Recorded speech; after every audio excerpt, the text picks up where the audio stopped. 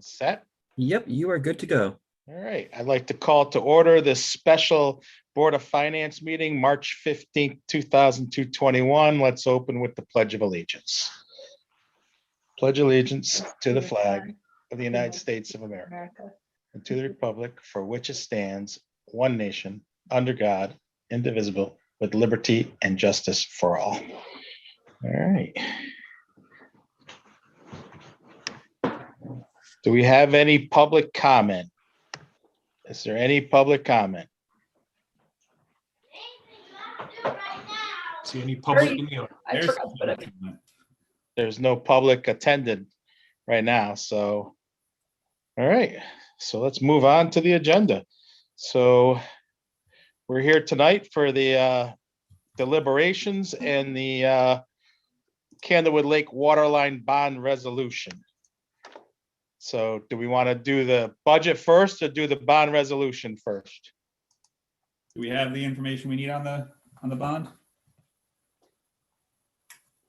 Yes, Steve sent out some things. No, we don't have anything from Steve yet.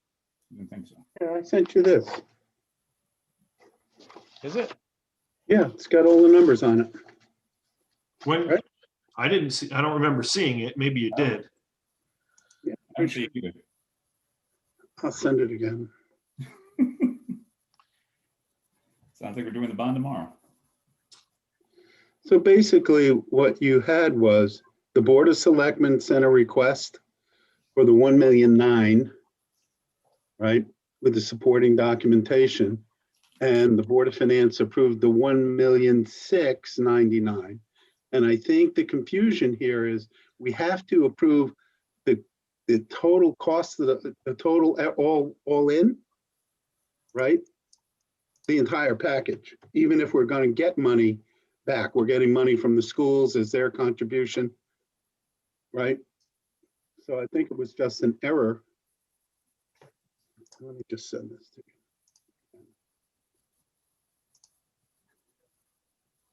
I did go back and watch that entire November 11th meeting again. Okay. So, And what did you get out of that meeting? well, Marcia had on her screen that the Excel spreadsheet, and the 1.9 that was on the agenda last time we met was the total amount. Right. And the 1.699750 that we had made the motion on, the difference between those two figures is 240,000, which is the exact amount of the difference of the contaminated wells that were in the total amount column. Right. And when she started going over it, she said the total amount we would need to approve is the 1.9. Okay. I just sent that to everybody.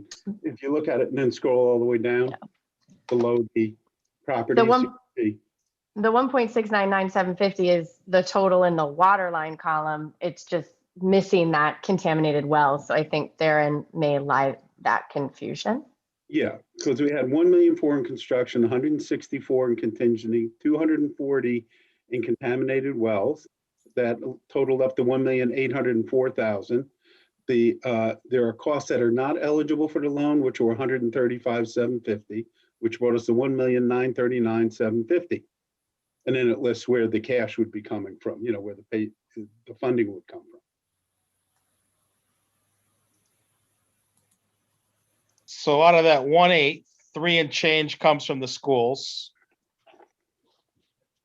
And 25% of that 1.8 is a loan forgiveness. Right. Yeah, $411,000 is the loan forgiveness. That's from the state, right? The loan from the state would be 1,193,000, and the town would be advancing 295,750. And the total assessments needed is 1,488,750. The total sources are 1,939,750, and the school will be making a contribution of 322,000. Okay. So since we got that, we understand that we can vote on that tomorrow. Yeah, you can vote on it when you want. Am I Am I missing something? What you just sent doesn't have, Scroll down, I am. It's right?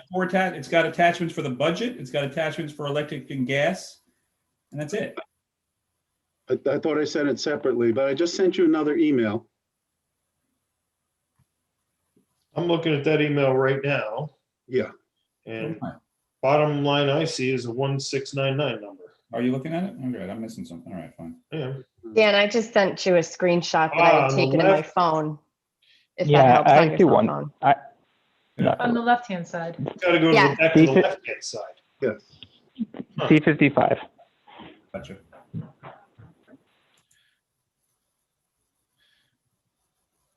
So I don't see the 1699750 carrying over. Yeah, it is. It's in another column. It's on the right side. Yeah, it's tough. I'm only, no, I just didn't see where it carried back over to the column equaling 1939. But I'm only looking at it from my phone, so. Well, we had to add the contaminated wells. That's the difference. Between 1699 and 1939 is the 240,000 for the contaminated wells, where we are bringing the water to the houses. I get it, but it doesn't add up because it's 1.4 construction, 1.4 million even for construction, contingency 164 does Right. not equal the 166. It's one. No. Yeah, wait a minute. That's Okay, one. you had the 1.4, the 164, the 240,000 for the contaminated wells. The all-in cost to build is 1,804,000. If we need that 240, then there are costs that are not eligible for the loan of 135,750, which brings the total cost to 1,939,750. And then below that is the sources of cash. Right. Where's the 240 come from, Steve? We made an estimate. Greg made an estimate. Right. These two columns are 160 and 40. If you look at the 1699 line and you go to the right of that, you see 40,000. And if you go to the right of that, you see 160 in the totals lines. 200. So 200, not 240. There's 40,000 short somewhere. Well, remember when the Board of Selectmen made this estimate, we did not know, we were assuming more houses would need to be connected, right? So we put a guesstimate of 240,000 in to make sure that we cover every possible contingency. I understand, Steve, I get all of that, but your numbers here are 160 and 40. Where's the other 40? I understand what you're saying, but I mean, if you look at the totals, there's a $40,000 for the estimated number 10, not contaminated 160. That's 200,000. So that should bring us to 1899. Now, if you look above that, on the estimated number of hookups, right? Yeah. Hookups are 80,000 for contaminated and possibly 160 for not contaminated. 80 and 160 is 240. Yeah, but if you go down 4 lines, then you got a different number. Yeah, but we're making an estimate, but that was the worst case scenario, Okay. was the 240. This is fairly confusing to me. And I'm not sure it needs to be. So when we made the estimate, remember the Board of Selectmen did this in December. We did not know how many people were going to hook up. So we made our best estimate as to how many people would hook up. And that cost came to an estimate of 240. Because remember, some of the people are going to be right next to the water line, and some people we have to go across the road and add another 30 feet, to cross the road and then get to their property. So we haven't gotten estimates yet. Once we have the design, we can get estimates on what it will cost to hook up every house. But the 240 was to cover all possible contingencies. We don't think we'll spend that much. And of course, we'll only spend what we have to. But that's why the Board of Selectmen came up with the 1,000,009. It was based on Greg's best estimate, all costs, all in. Yeah. And then on top of that, we got the 164 contingency. Right. Because even while we were doing this, our original estimate from Aquarian was about $380 a foot for the water line. And then they came back to us in November and said, no, now the last bid we got was $400 a foot. for the water line. So these are our best estimates based on the information provided by Aquarian, and that's what we used. But Obviously, if it doesn't cost that much, we won't spend the money. I'm just saying the spreadsheet to me is confusing the way it's set up. Doesn't, and I'm looking at my phone, but usually they're pretty simple to understand. And this is a little broken up. And then the numbers change. Well, let's vote on it tomorrow. Look at it on your computer. Yeah, well, unless everybody else is comfortable, I could be an odd man out. I'm okay with that. Well, if you got any further questions, just let me know and we'll get the answers tomorrow. Dan, what do you think? I'm just opening it up now. I would, if we were voting now, I abstain. Okay. Well, then it has to wait till tomorrow. Let's read it, vote on it tomorrow. We have tomorrow on the agenda. Okay? Yep. All right. Let's go on to the budget process. And in the past years, what we've done lately, right, is go through the revenues first. We bring them up on the screen in the Excel format and we go through it and make changes and add notes, correct? What we've done in the past. So can we do the same tonight? Possibly.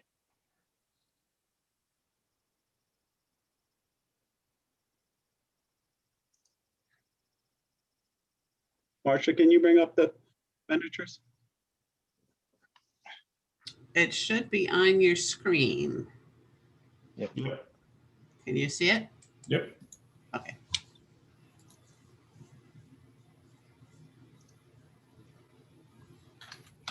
And the 4,400, the BOF adjustment was the adjustment we talked about the other night, correct? For the police that, yes, that I accidentally typed over my number. So that's the revenue to pay for that.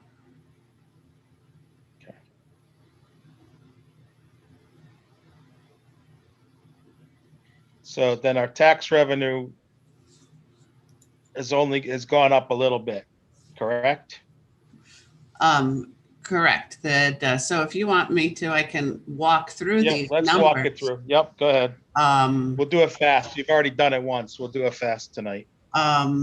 So the 435 is, all of these 435 supplemental interest are based on well, I guess let's start at the beginning. That this is based on a 5-year average, the percent collection. So that's one place that you could look at and say you were going to increase it, decrease it. This year, if I remember correctly from my report last week, we were at like 99.04, 99.05. So that's a 5-year average. So that's one thing you could look at. The revenue for prior year supplemental and interest are all based on 5-year averages. And you could say, well, you think, for example, that our receivables are higher that as June 30th, because we had some outstanding last year. You could decide that maybe we're going to collect more because we had higher receivables, and make that call if you wanted to. But that's how these are calculated. This one is just, we're kind of depreciating the number they give us. It's possible that the taxes would be more. Those are property taxes on utilities. You know, if someone invests a lot of money, one of the 5 companies that have elected to pay their utility bill this way, we could also have more there. So let me know your questions on taxes. And we're okay with the interest that's going up from the 204 to the 266. So we reduced it last year. Yep. And this is based on a 5-year average of actual. It doesn't include last year's budget. And this is interest on taxes, on delinquent taxes. This isn't interest on, this isn't market interest. This is, I asked this question, this is statutory. Yes, 18%.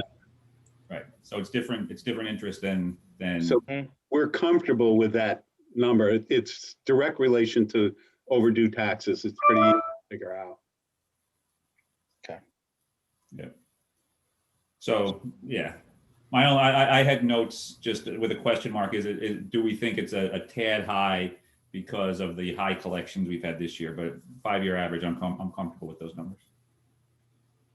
So basically overall on that section, you go up 3.64%. Right. And remember, in last year's budget, we brought it down because we thought that it might be affected by COVID, and it really hasn't been. Okay. Yeah.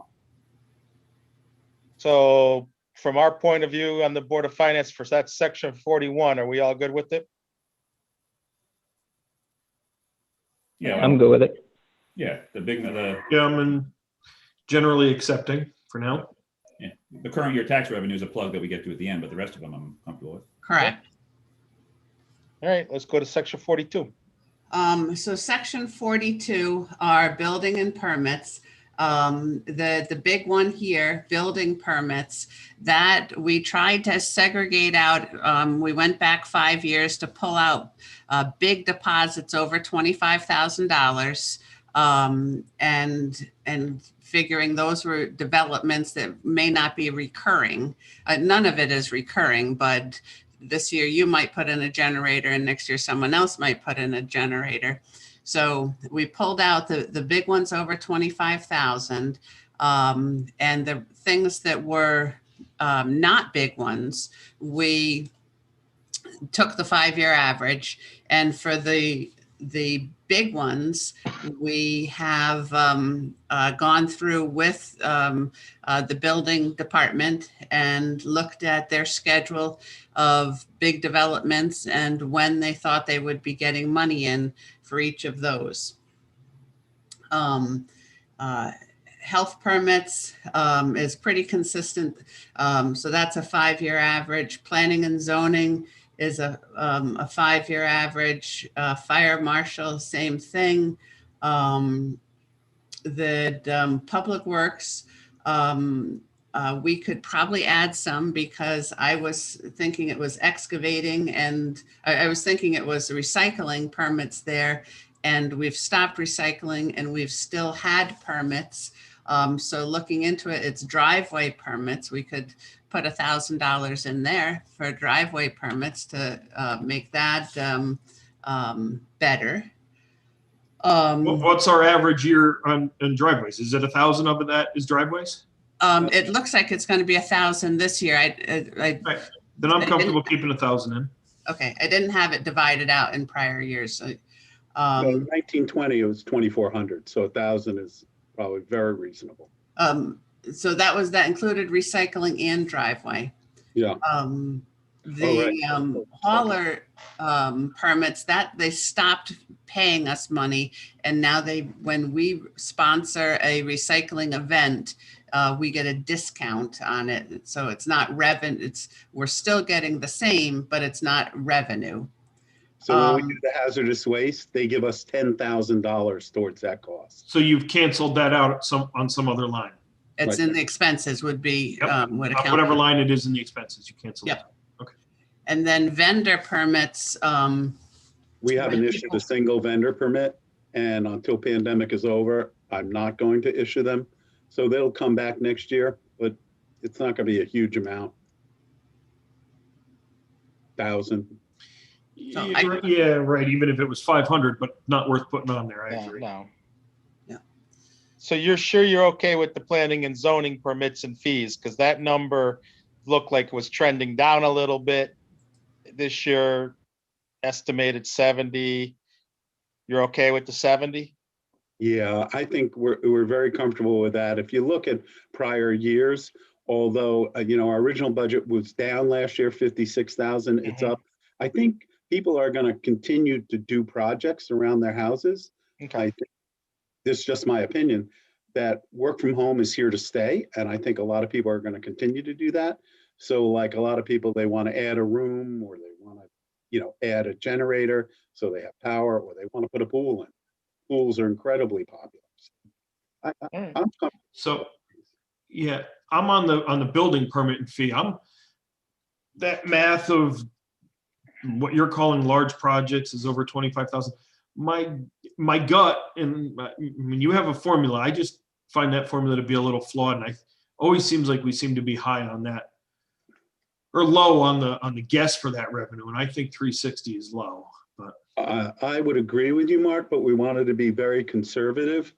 I think you're right. I think that number is. well, so here's the thing: if we can't be conservative on every line and carry a contingency, right? It's one or the other. Right. Well, we've got to carry a contingency just mechanically for the expenditures, because if we don't want. Exactly my point, Marcia. Okay, so we could add to that if you wanted to. So when I did some history on that, we had a year or two that were bubbles in the last 6 or 7 years. I get it. I still think that's got to be closer to 400. And when we were talking about it, I know Steve brought that up, and the department head was a little concerned about that, but we are conservative on the revenue, so we could add 40,000 to that and still be comfortable. I would be, along with you, Mark, I would be very comfortable with 400. And Yeah. I think we'll hit that number. I don't think it's pie in the sky. We Right. just wanted to be very, very conservative. Yeah, I get it, but we're going to carry some good Yeah. fair bit of contingency money too. So So you want to? I don't know how the rest of the board feels about it. I'm only speaking for me. Yeah, run it and let's see what it does. Okay. So let's add the 40 there. The rest of them I was fine with. Okay, 42 then. Anybody else with a comment on 42?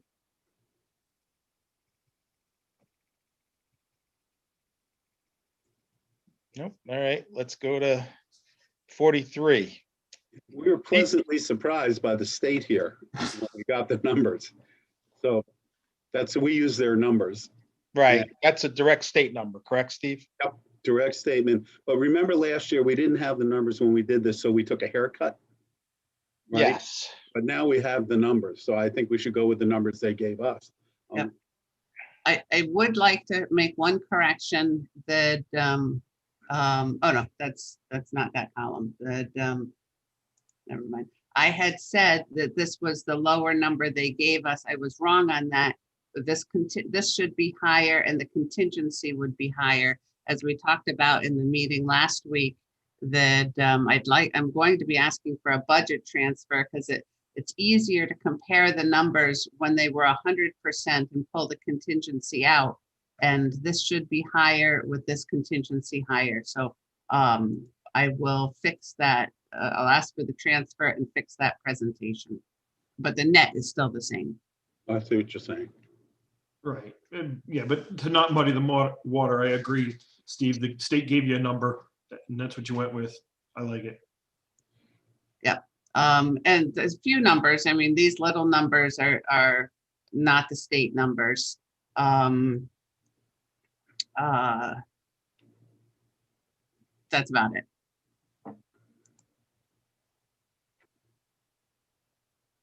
So those are even the low SIP is a state number, correct? And the Town aid paving, road.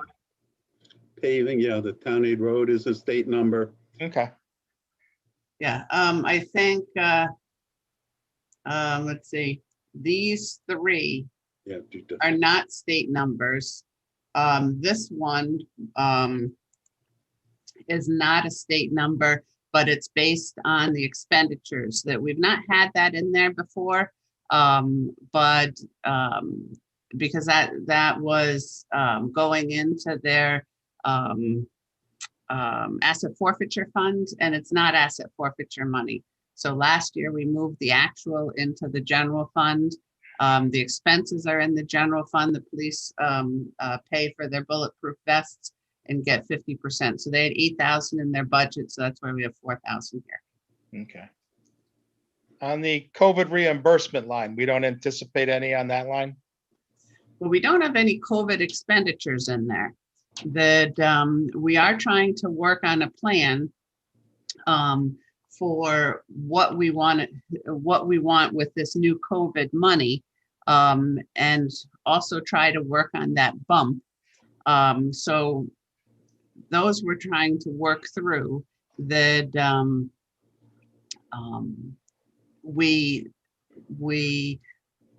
my thinking, and it's just my thinking, is that we try to apply for some money to reimburse the expenses we have so far that we haven't been reimbursed for, and see what we can pull out in the next few years' budgets. Possibly, the question is, are we confident in enough now to put it in as revenue? For example, could we say that the extra person in finance is needed because of COVID to help with all the reporting? We've got 12 different grants, and I spent the afternoon reporting on a $11,000 grant. That so we could put something in there. I mean, I'm thinking the extra ambulance personnel or, EMT personnel, that kind of thing. So we have to see where we end on the expenses and then go back to this one.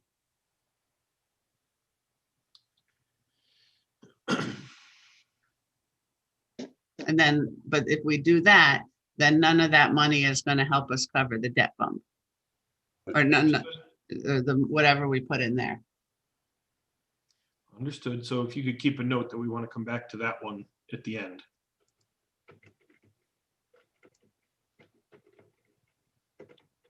All right. You're the best. Then any questions on 43? No, go ahead, 44. All right. On 44 are just licenses and permits. That again, these are using a 5-year average. We did jump way up on conveyance taxes this year. She feels as though she's back to a more normal level now. I don't know if it's gonna last. I don't know if it's because it was February. So, but we've got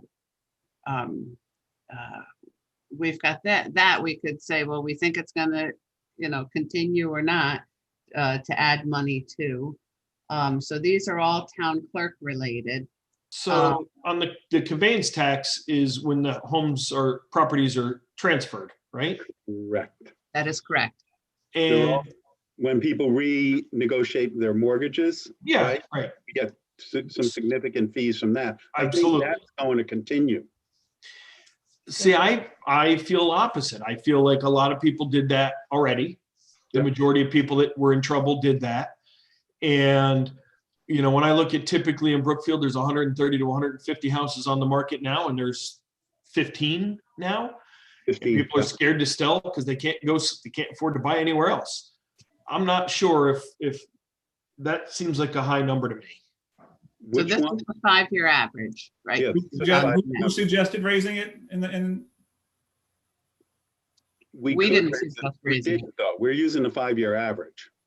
I was just expressing my opinion and Mark was expressing. right? So who in town suggested that we were back to quote unquote normal? The town clerk feels that with the traffic going through her office has slowed down significantly. Is I think the exact words that she's talked in the last few weeks. February we were talking about. So does she still feel that 350 is reasonable, or traffic is slowing down and maybe we should bring that down? So when we talked to her, we didn't talk about the current year. We just talked about the back 5 years, and so she adjusted some numbers. I believe she adjusted this one down $200, and dog licenses down $130.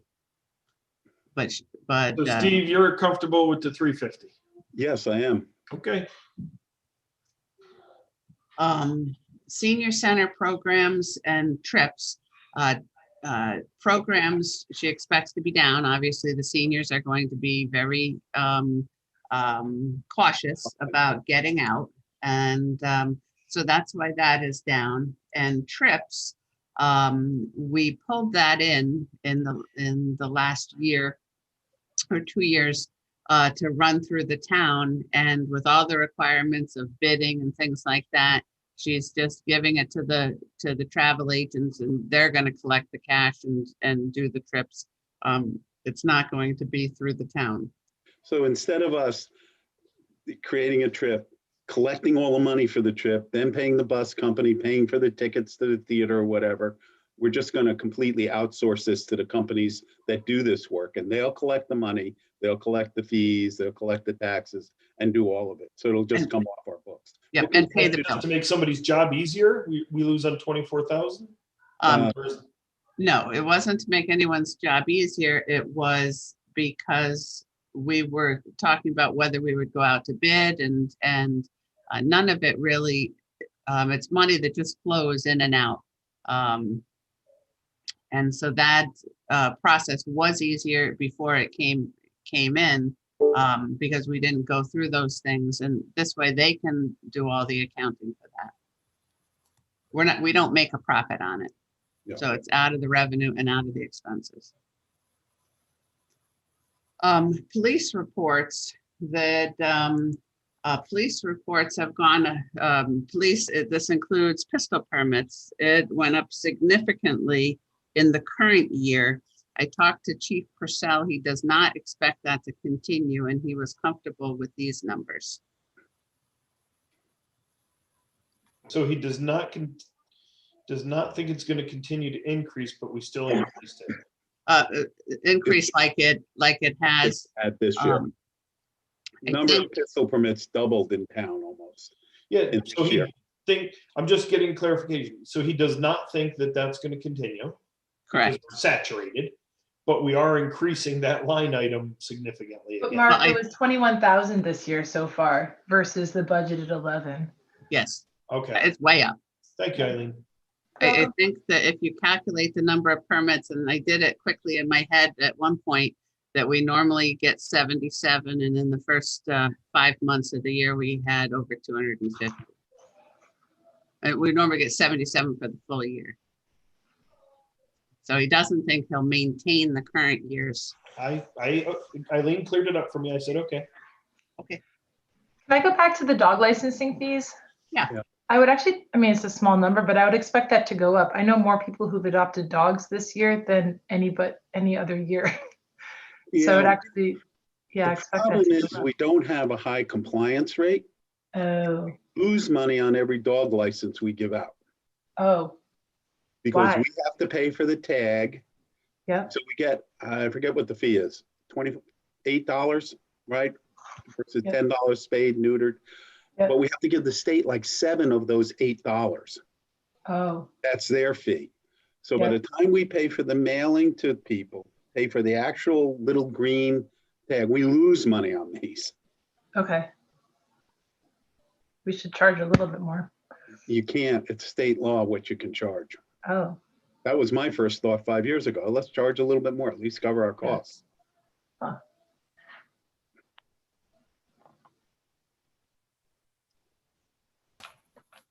How about the other charges and services line? We're comfortable with all of these. We vetted them with the staff, and I think these are conservative again, and I think they're good numbers. I think they're right where we want to be. but the assessor books, maps, and copies, is that impacted it by it being a appraisal year? No, probably not, because that's going to start, they'll finish doing the reval next January, February, hopefully Okay. by end of January, latest February. Yep. So, unless somebody wants to appeal, they're probably not going to pull up maps and make copies. And we don't, mostly the appeals we get are the big commercial establishments, the Oh, okay. Costco's, the BJ's, right? Yep. Raymore and Flanagan, they all tend to, protest their tax bills, and we have to go to court with them. Okay. And we usually do about 100 houses, I think, come in, and most of them just get settled very quickly because it's where somebody just didn't understand how we calculated it. Once we Mhm. tell them how we calculated, they go, okay.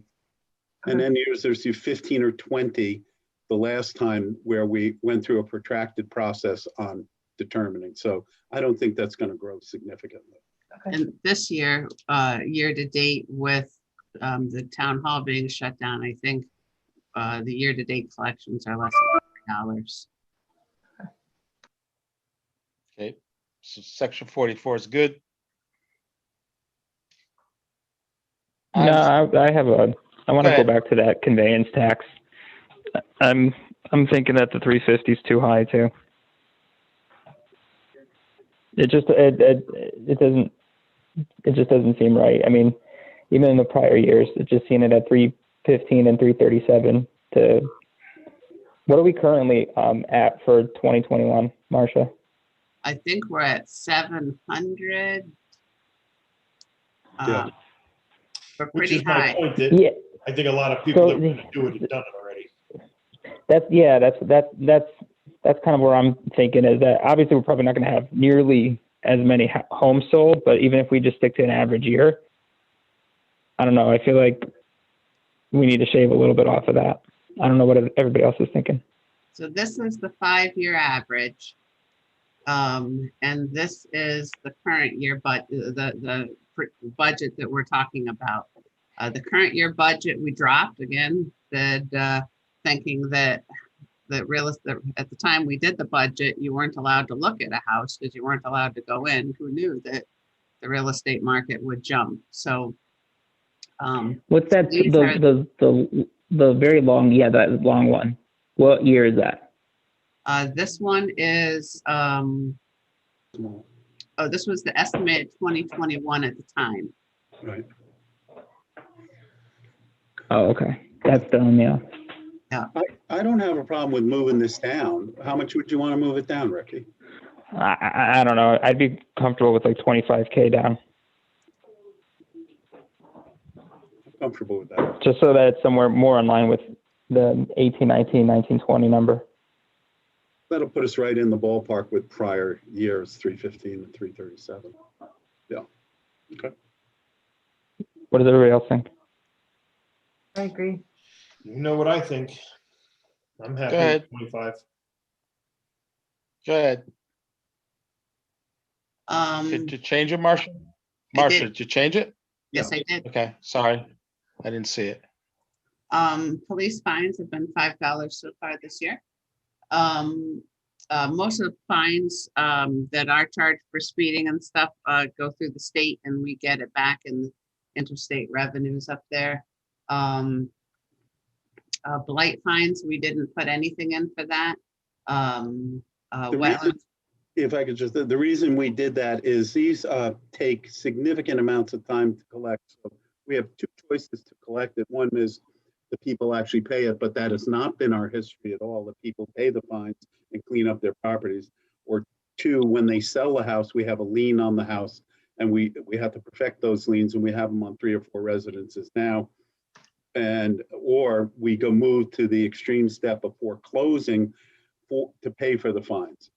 For all of those, I don't believe we'll be collecting a lot of money in the coming fiscal year. So in 2018-19, was that like a lump sum big one when they sold Yeah. something, or was that a Yep. lot of little ones? Yep, that's what it was. I think there were 2 that year. There were 2. Okay, And I think we collected a total of 35,000 when properties transferred hands. so Yeah, that's what you're talking about, the long term. So that was in Blight for a while. You put a lien on it and got paid when they sold, Steve? Correct. Okay.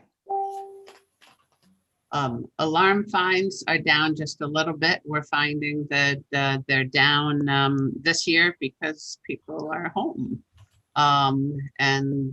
So when we talked to Chief Purcell, he was comfortable with the $7,000 figure.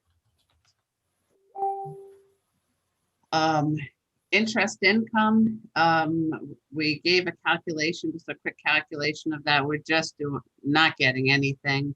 We're assuming interest rates are not going up.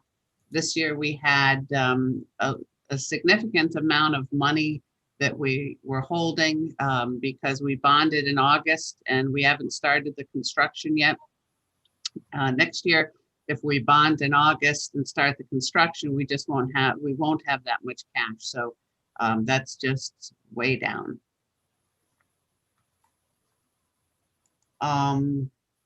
Rents, we just calculated the rents based on what they are, and the cell tower has a small escalation clause in it.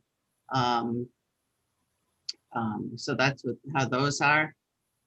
Miscellaneous, we put in 3,000.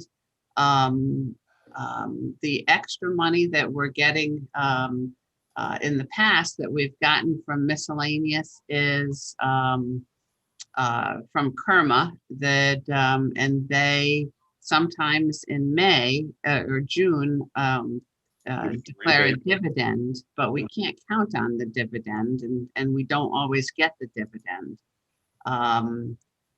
And then this year we've got 27,000 coming into miscellaneous because of a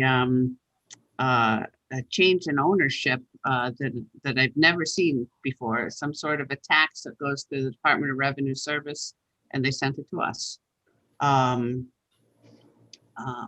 So that's we don't know what the 3,000 would be, but that's what's been primarily in there in the past. The other thing that's in there this year is if there's been a problem on insurances back from our self-insured days, that we get some reimbursements, and those should be fizzling out.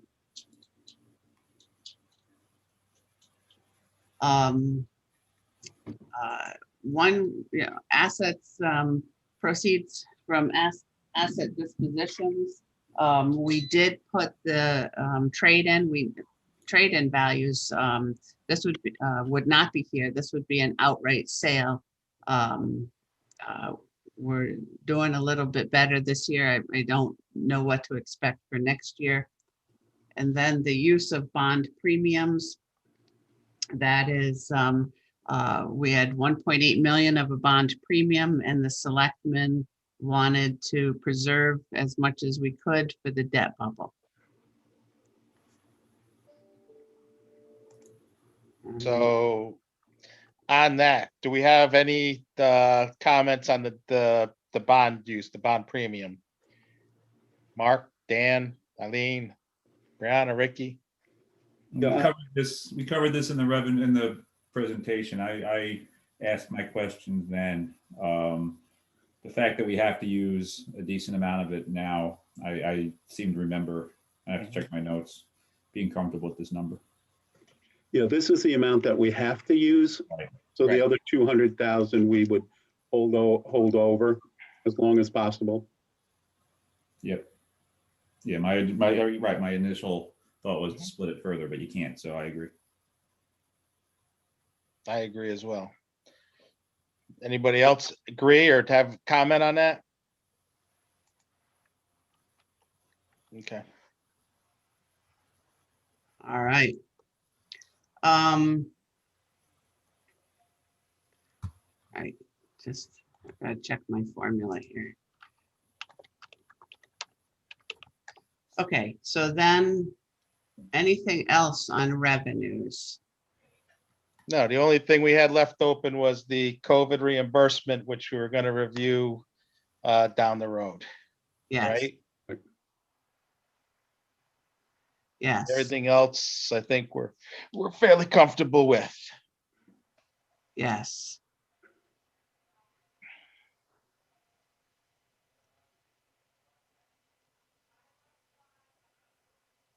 All right. Steve, you want to add any comments before we go on? No, I'm good. Can we just look at the summary page real quick? Just go back, and I don't think it's changed significantly, but let's just go over it real quick.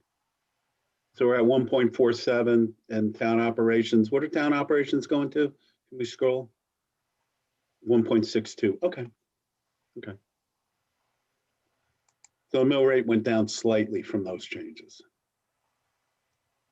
Yep. I'm just checking that we brought 25 down, but I thought we brought some up.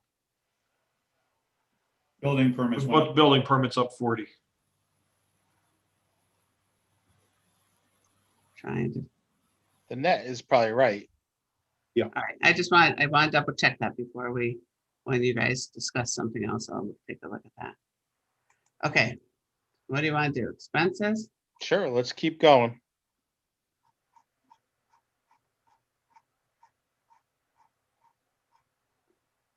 All right, so Steve, thank you for your spreadsheet today on the salaries, very much appreciated.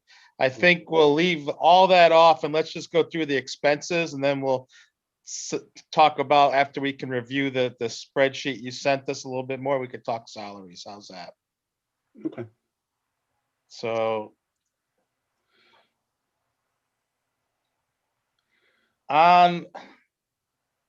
okay, so boom, boom, boom.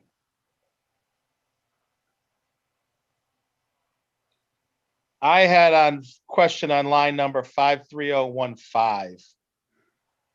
Yeah, that's going up because we know that we're going to be running into some legal issues with the Board of Assessment Appeals. It happens every 5 years. Right. And, we looked at what our expenses were in the past, and this is our estimate as to what we'll have to pay our legal counsel to fight these cases when we have to go to court. Can we see a 5-year history on that? Yeah. Well, the problem is that we didn't used to break it out at the last time we did the assessments, that I could take the time to break it out. No, Just by going bill by bill, but. And it's every 5 years. Right. But why was it 62,000 in 1819 and 18,000 last year? What drove the 62? Well, So what they do is that it should start higher and then start tapering down right. as they're settled. And the 62 includes some legal fees. There were some appraisals of a condo association that so it just depends on how much activity there was. And Steve, you might remember more of the specifics of it. I just know that. Remember, Newberry wasn't happy with their assessments. And so we went through that with them for a significant period of time. And each year, the first year is the worst, that's the highest, and it goes down. But they do sometimes go on for 3 or 4 years, as you can see. So Right. This is our best estimate. I think it's a pretty good number. And the way we got it was the legal fees. How much did they jump 5 years ago in that first year? So their first choice would be to go to the Board of Assessment Appeals, and that only does their work in March. So we're talking about legal fees that we incur after that. So it would be April, May, and June. So that's why it's not a full year. It will probably be up next year. It's just a portion of a year.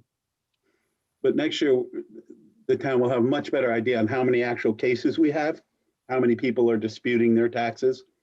We'll know that in the March time period for the following year. And these sometimes do drag out for a significant amount of time. Let's Are these more highlight. residential or, Okay. sorry, are these more residential or commercial cases? Mostly commercial.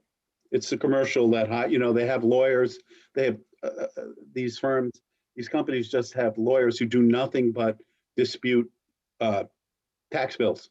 That's what they do across the nation. You can imagine Costco, I don't know how many stores they have, but if they can save 5% on 1,000 stores tax bills, it's a lot. It worked out to be a lot of money.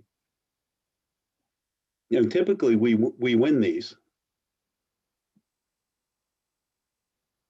And I'm just trying to go into Munis here. Because we did divide it out, I believe, at the year of the assessment to try and tell you what the last 4 years looked like. But it just takes a minute.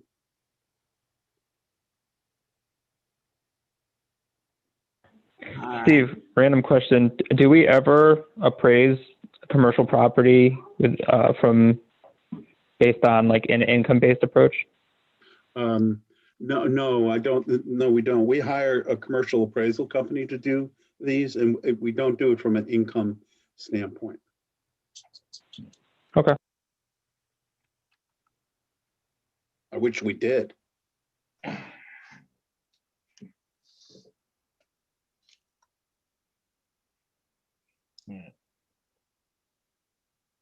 Any other questions in that area? How So- about the legal fees then, the 64? 64. Legal fees 53020.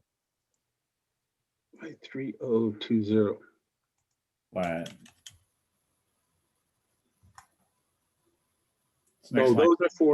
those are personnel, right, Marcia? No, that is, those are the extra fees that our retainer agreement covers standard things, and that is outside the standard. And it usually is, I believe, it's planning and zoning cases, or that's what I'm seeing when we do purchase orders this That's year. right. But I think I was looking at that 5-year history from somewhere and it's a lot less than 64.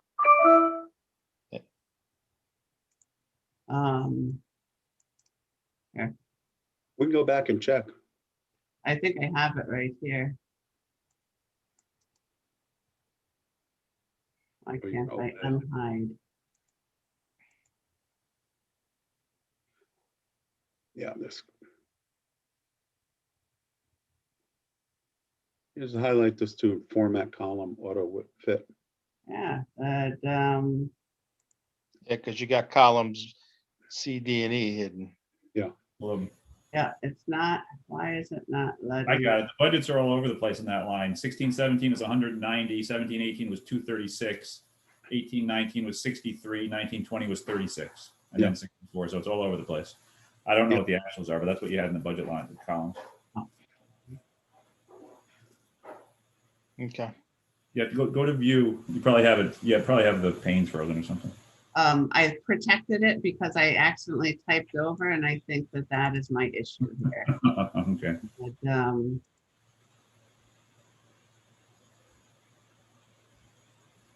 I just unprotected it, so. What the heck? That's all right. Dan gave the numbers. Yeah, Oh. so they do go all over the place, and the more projects there are, the more expense we have. There we go. Where I should probably have this in front of me. Where were we this year on the 64?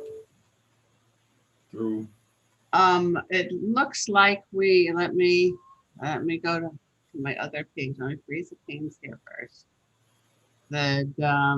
If I go over here, search 105.111, and that is 520. And this, by the way, in these old years, this did include the other attorney, that's now the personnel labor attorney. No. And that's why that's so high. Legal fees right now, we have 31,000 that we've paid. We have encumbrances of 19,000. So we have about 12,000 extra as of now. And what we do with the encumbrances is if they have the average case for a planning and zoning type, I think it's 2,500 is what the number they decided on. So when someone files suit, they or whatever it is they do, that we do a purchase order for 2,500 to just try and earmark that money. That some are solved quickly, some are not, but that kind of lets us know what's out there. It summarizes the expenditures by the purchase order, which would be the case. So that's what we've got right now. So if we took 10,000 out of that account, our contingency still has enough to cover in case we go over. Correct or not correct? Correct, as long as the Board of Ed, because the contingency is for both. So if we don't, the special ed kids, But assuming that we don't have a big issue, we could cover it.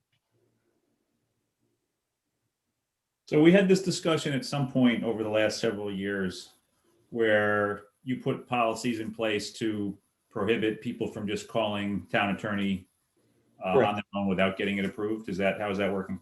Correct. Yeah. For some people like Alice Dew, who's working with the town attorney on a daily basis, she calls him directly for any planning and zoning issues. But everyone else has to come to me with their issues before we go to the town attorney. Because often we know the answer already, or we've answered the question previously.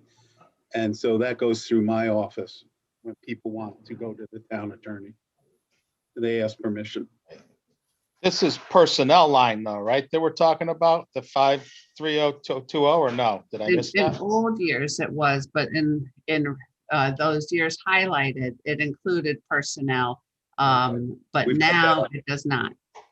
Okay. We've carved the personnel out and put it under HR. So Right. these are just normal legal bills, ongoing planning, zoning, et cetera. So we 36 prior year, we're running at 50 right now with the encumbrance. Right. Right about. Right. See, I'd like to drop that a little because I think we got built in, but that's my opinion. How much do you want to drop it? I don't know, at least 5, if not.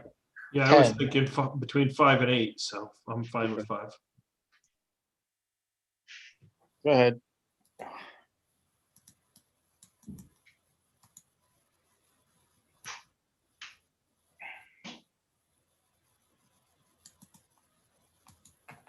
Or anything else on these?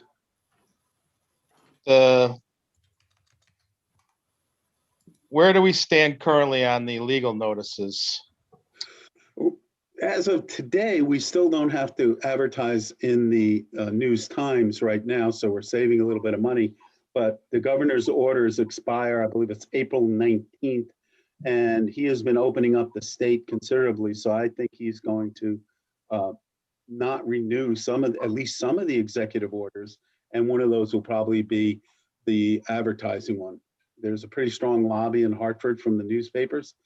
So I think we'll be back to paying those fees. Does this number reflect that then?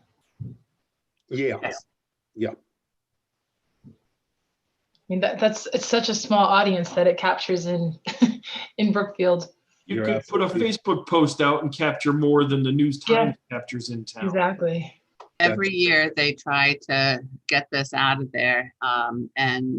As Steve said, the newspaper lobbies are really very good. Can I say And it's the News more Times than- isn't free anymore. Not even close. You have to like pay for it to even read it online. Yeah, you do. I mean, we get the News Times now and it's the front section, 6 pages. And half the stories are from AP and UPI. Mhm. And does it have to be the Okay, News so- Times? Has to be a newspaper Okay, in general circulation in your area. So that gives the understood. News Times. We used to use the, Penny saver. Penny saver. Right. That was why we jumped, right, Steve? that's Mhm. correct. And the penny saver was really inexpensive, but they couldn't afford to do it anymore. They went out of business. What about those coupon flyers that we get I mean, everybody gets those in their mailbox. Does it have to be a specific type of publication? Yeah, it has to actually be a publication. I don't think the flyers would do it. Okay.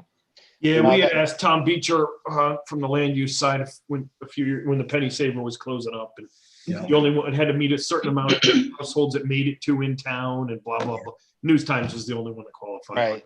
Okay. That It has to be explains a- why we went. Oh, thank you, Steve, because that's why we went from 3,000 to 10, from penny saver to News Times. Well, that is one. And also all of them used to be under the town clerk. For the control part of it, whoever's budget it is has to sign off on it. And she couldn't reasonably sign off on other people's notices. So we've had 1 year where we tried to divide it out. to whose notices they were as best as possible.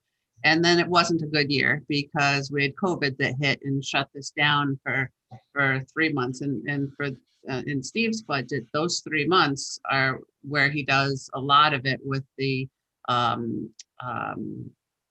referendum and the town meeting and all the budget stuff.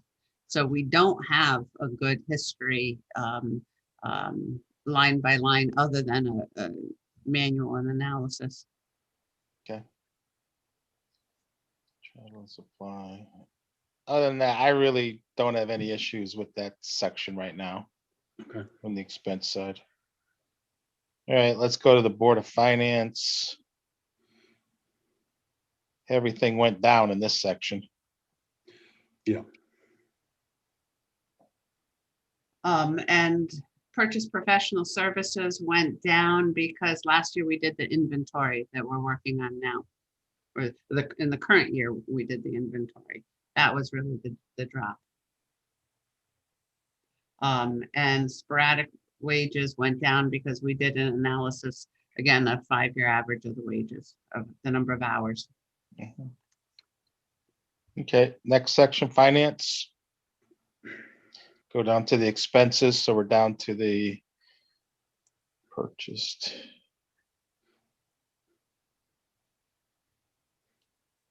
Oh, let's go back up. Is this is your area, right, Marcia? This Yep. is that. So now this is the area you needed an extra person? Yep, which is right there. 51620, right? Yep. Yeah. So if we add that extra person, where does that person fit in? What do you mean by Where does fit it fit in? It's in there already. She already Yeah. has it. I mean, fit in, but I mean, what role would that person assume? So we'd have to look at it that, do we have one of our clerks help? Essentially, we're short on the senior accountant area. So do we have one of our clerks help with that and some of the key punching taken away from that clerk to a different person? Or do we put in a person that does the balancing? So that's what we're thinking is they would do a lot of the bank statement balancing and the small accounts posting and reporting. Okay. And that's why we reduced the overtime line a little bit. Yes. So basically the offset is not very much, 25,000. Yes. And then there's 25. then there's some Social Security down below because we're only talking about a part-time person.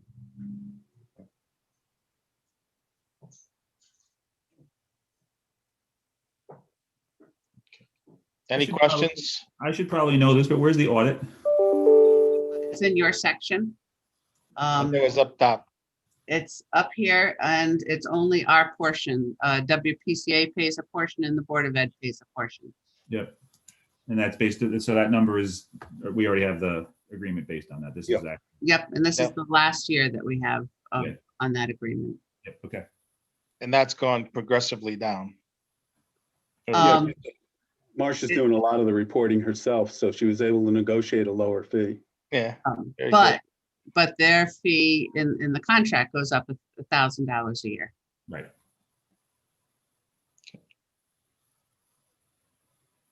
Questions on the finance section? All right,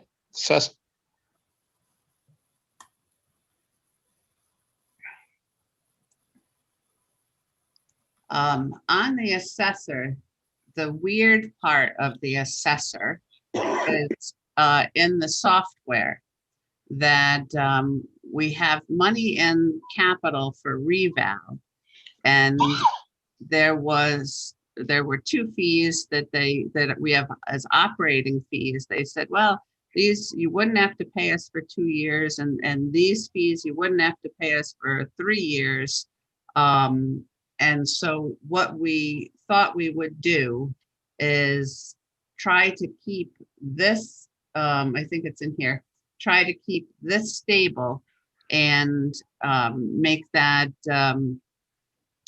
let's say there's a $5,000 fee for cloud hosting that we would just pay it out of operating and move it to capital. We're just trying to make sense of these fees so that what their real cost is, so they're not jumping up and down every year for the next 3 years. But you had a whole schedule in there that kind of showed the thoughts of we would keep them in our operating and make the amount we paid in the revaluation reserve jump up and down.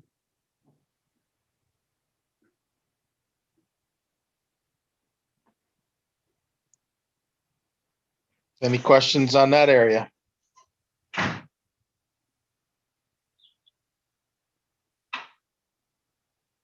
Now, the overtime went up in that area, Marcia. So the overtime is substantial. going up. A few things are going on here. The other pay went down, that she lost 100% of her staff. So the people that had longevity pays aren't there anymore. So the overtime is going up for 2 reasons. One, the new staff, and 2, that it's a reval year. So they generally work more in a reval year.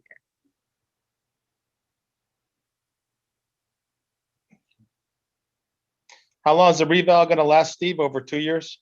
It started in January and will go through next early February and actually doing the revals. Then they create their reports, give them to the Board of Assessment Appeals, to the town. Then we send out the new assessments to everyone, and then the appeals process starts.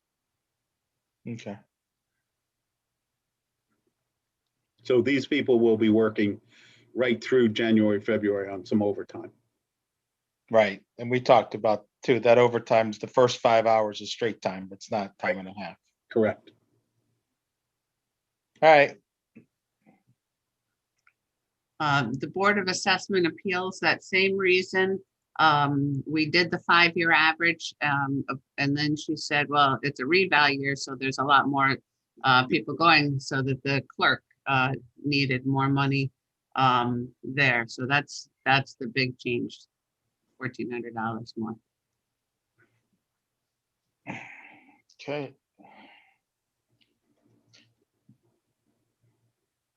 Tax collector.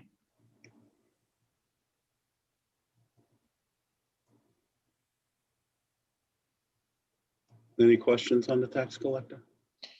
No, none of these numbers are very big, Steve. There's not a lot there. And most of them are going down in the Yeah. actual operating costs.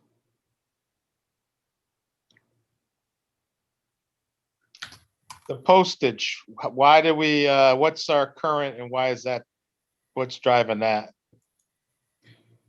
Postage, the tax collector has to send out notices to every resident. Right, I know you, yeah. I'm Right? sorry, go ahead. Little taxes are due twice a year, right? Mhm. Supplemental list, sending out, additional tax bills with a supplemental, and that's pretty steady. And that's why we have $19,000 built into that. I know it's down from prior year. It just creeped Yeah, a up little from bit. other years. Yes, okay. Anything on the tax collector team? Nope. All right, personnel. The big thing in personnel is the purchase professional services. As we know, this is one of our places that we're watching on our economic recovery dashboard, because that is one of our most volatile and expenses. There's 3 things that are included in here. There's the legal fees and again, the first 3 years, the labor attorney was up above, but there's the labor attorney, the pension attorney, and the actuaries. The big change in this year is she's anticipating updating the non-union rules and regulations.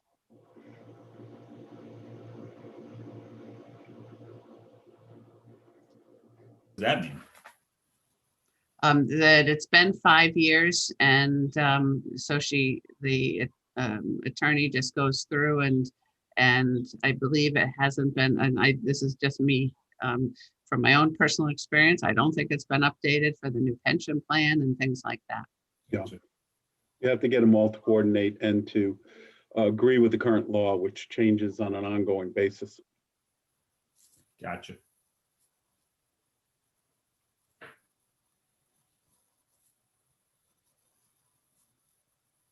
Hey, any questions on personnel?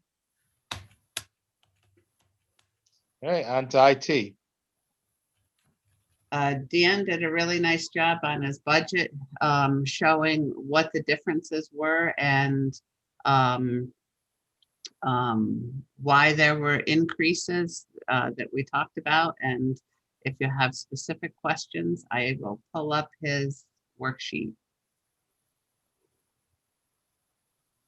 No, he explained the software in his presentation, Yeah, you did. why that went from 62 to 83. That was explained.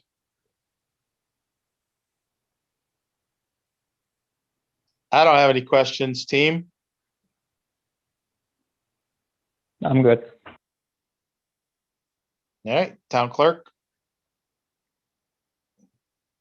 The town clerk, the software that this was where they were sharing software that and so when someone would come in to look up land records, one of the employees would have to get out. And the selectmen put it in the budget last year, and I just missed it on the worksheet. So that's what that 5,400 is. How many times a day is that an issue? In the last 6 months, it's been a daily issue. And we don't want our staff to be stopped from working. Just a question, you answered it. Thank you. You're welcome.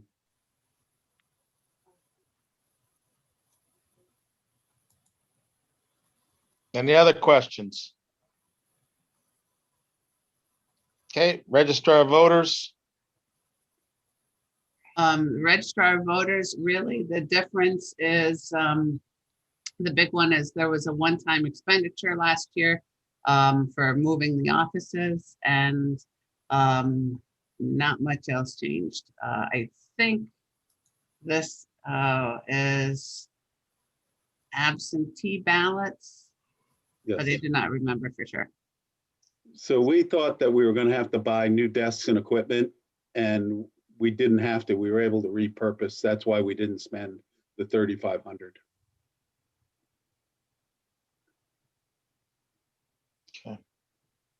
When does the executive order run out for the absentee ballots to have non? Again, they all run out on April 19th. Okay. And I don't think he's going to renew it. That's just my opinion. Everybody could have their own.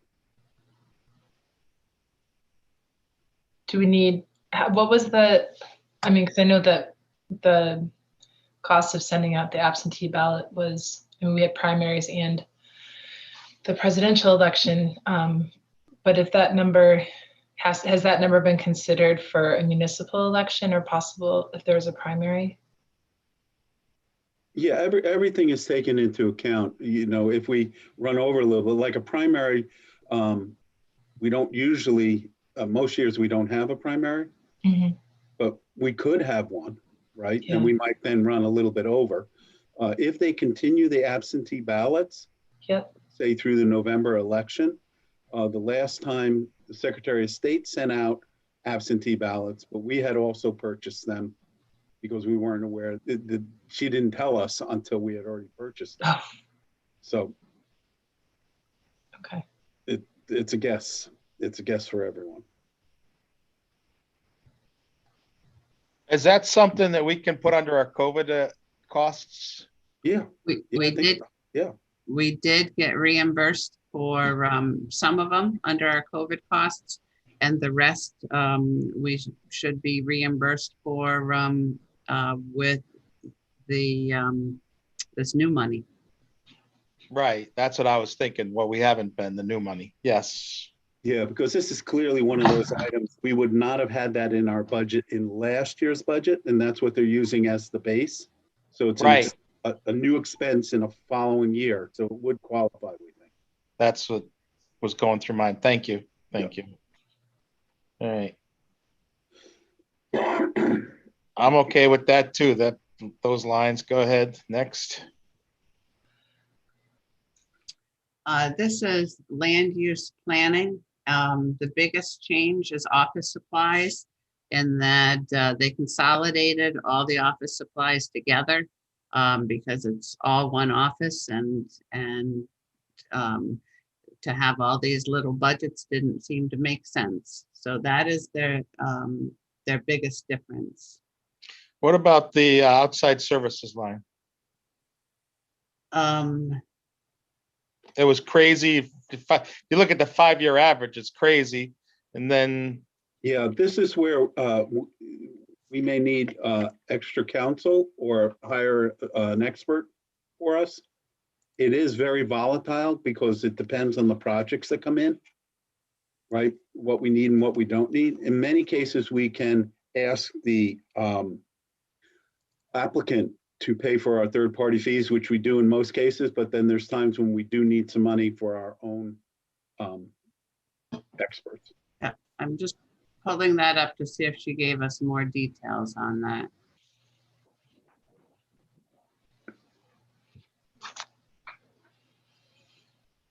I think it's pulling up here.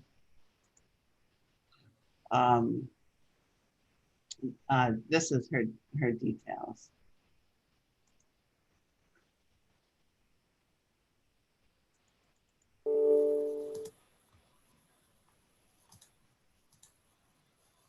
So the GIS is the GIS and the outside. Oh, and then the new one is the low-income housing verifications that's in there.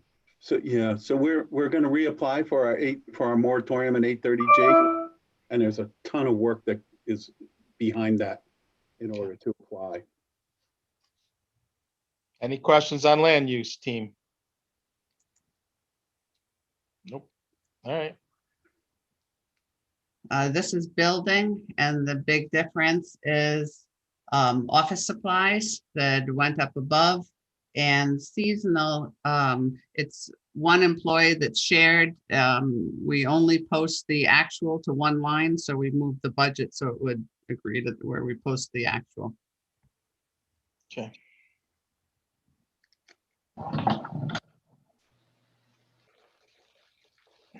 That went down overall. All right. Any questions there? Nope. All right. The insurance, we've got 3 things in here right now. We've got a quote for the big one, and we allocate between the Board of Ed, WPCA, and us. We've got underground storage tank policy that we've estimated the same as last year. And we've got a crime, employee dishonesty, that to replace these fidelity bonds, individual fidelity bonds. And that we've just done an estimate of those costs. And there is one that we're looking at now that we had a free cybersecurity, and that is No longer in place. expiring, and they're not going to give it to us for free. We learned that last month, and so they just got today the application paperwork from the Board of Ed and RIT to finish and send in to see what the estimate of that would be for when we have to pay for it ourselves.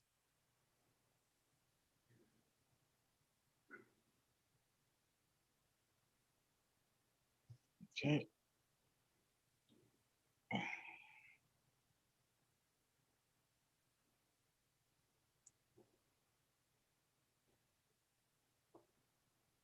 Conservation Commission includes the Gursky property that had been separate before.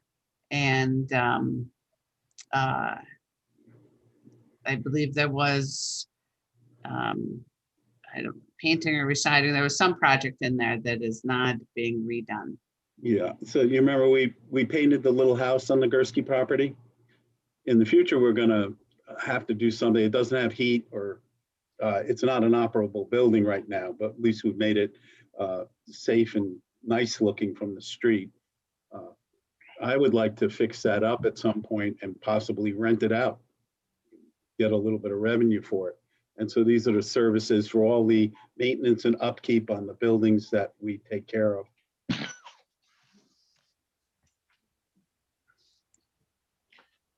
Okay. Any questions? All right, economic development. Not much going on there.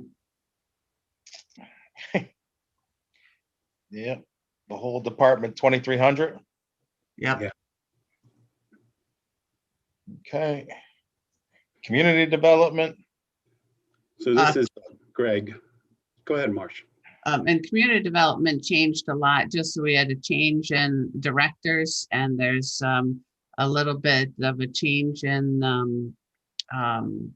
the goals and things.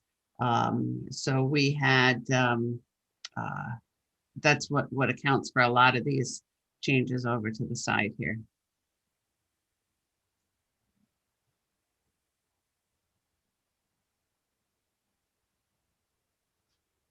Okay. Any questions? All right, go ahead, next. That's regional services. Candlewood Lake Authority is one of the big changes, and regional animal control is the other big change in this area. Can we go back to the Kennewood Lake? Because that one, I'm trying to understand it. It went up 53. Mm-hmm. I know they bought a new one boat they bought. They're looking to get the second boat, which is 150,000. But it seems like they're also trying to recover all their capital that they used on the first boat, because the first boat they used had 100,000 given them by First Light, and they used 50,000 of their capital money. Right. So they're trying to recoup it all in 1 year. Can we take 10,000 of that and flatten it out? Yeah, we could. I would like to give them the money for the new boat for next year. It's 5 towns, 30,000 apiece. That's Correct. 150. Then Is they that had the research boat? No, it'd be an enforcement boat. Okay. It'll be for the patrol. Right. And you're right, Glenn. They were adding, remember, they depleted their reserves. So they are looking to build those up so that it flattens the curve out going forward when they need another boat at some time in the future. So, I thought that extra 10,000 was for to build up a reserve for a research vessel. They've had a boat donated for this year, but doesn't have much of a life expectancy.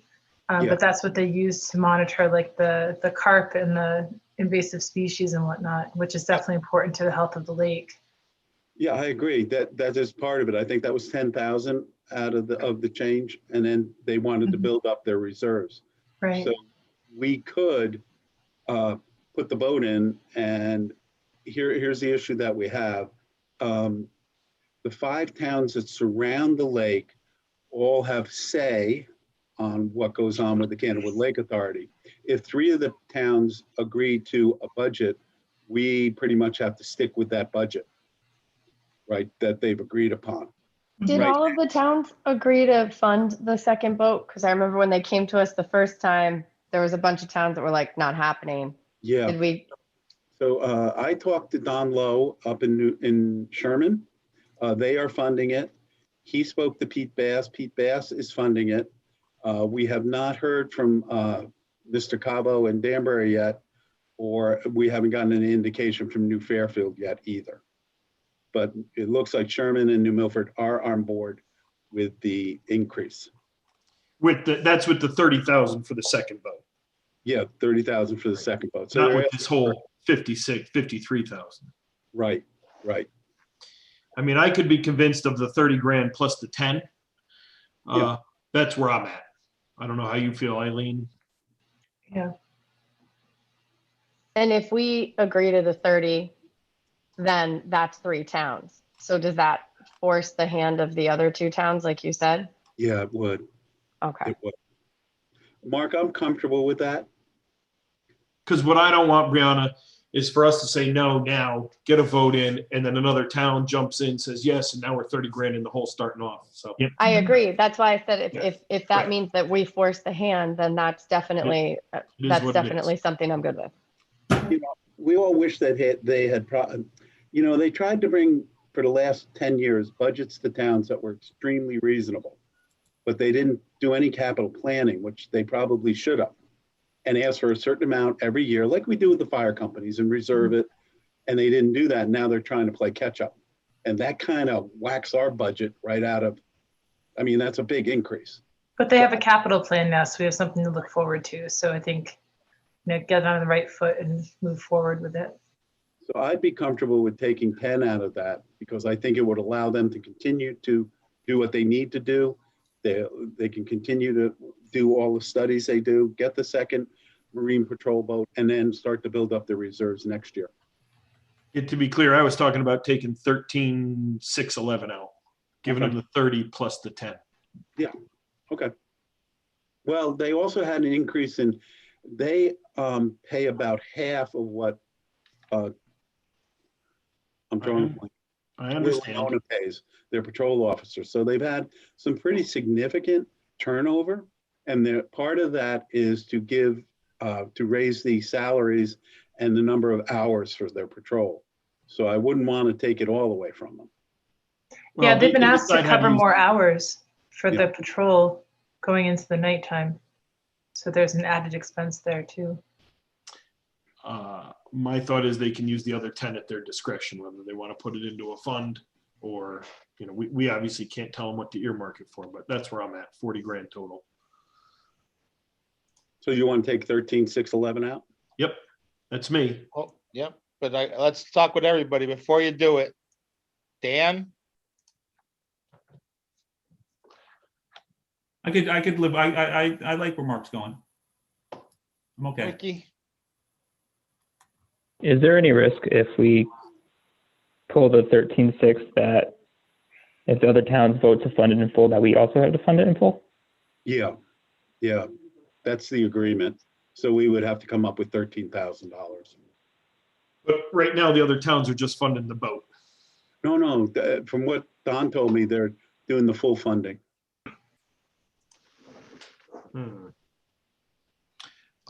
I would earmark that under our contingency, personally.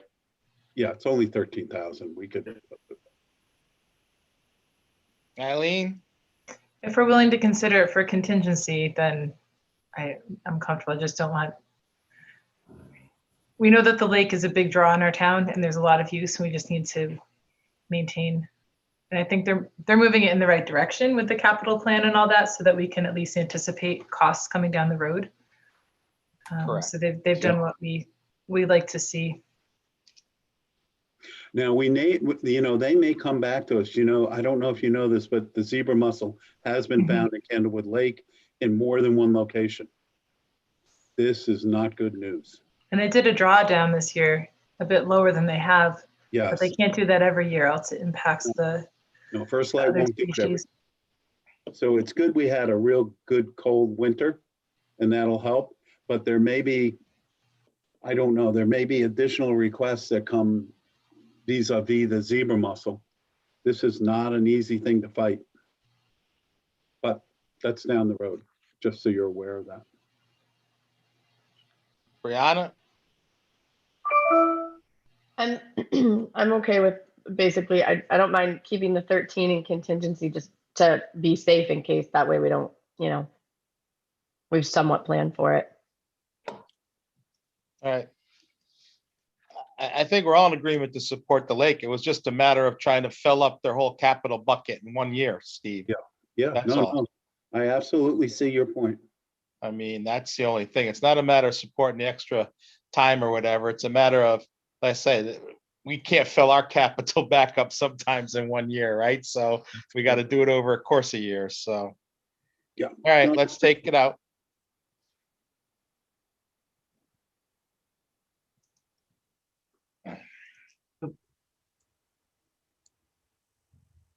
Marcia, did we lose you or am I?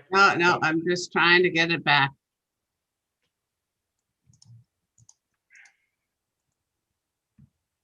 All right. All right. Already did it. And any other things on that area? No, Steve fixed the regional animal control, correct? Yeah, and we're still working on that. You know, we're doing studies on it. Okay. Blight, anything there? For $33, no. Yeah, we got a blight committee now, so they're going to use more money, right? I mean, that's the reality of this. Yeah, and it's very technical. We have to get our legal counsel involved. The steps there are just an unbelievable amount. But Brianna, you saw what I sent you. Each one of those columns I sent you, Brianna, is a different step we have to take. So Yeah, it was super impressive to see all the steps and then the notes. That's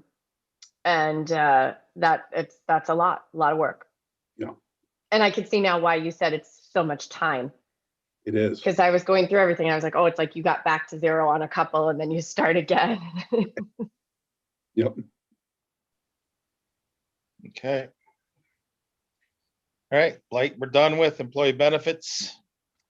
Employee benefits are, we've talked about, we still don't have the health insurance numbers. Dan asked us to look at, we used to hire a consultant to give us estimates in the first few years. And those estimates were not good, that they kind of were not all that effective. This estimate we have at the 4% is from the partnership plan, not from an outside consultant of our own. So that's where we stand right now. That's our biggest risk here. Yeah. And remember, this was originally 11%. It is 11. So, Well, 11%, which showed up as 15% over here because of the change in people taking the insurance and the classes that they were Yeah, in. okay. they were getting married, having kids. Is that the 25,000 adjustment you made, Steve, to cover that? Yeah. Okay. And well, part of that is Mary's person that Yeah. Mary's the 25,000. So we assumed if the boards approved the full-time person she wants, that they would add a fully loaded married with children, just to be on the safe side.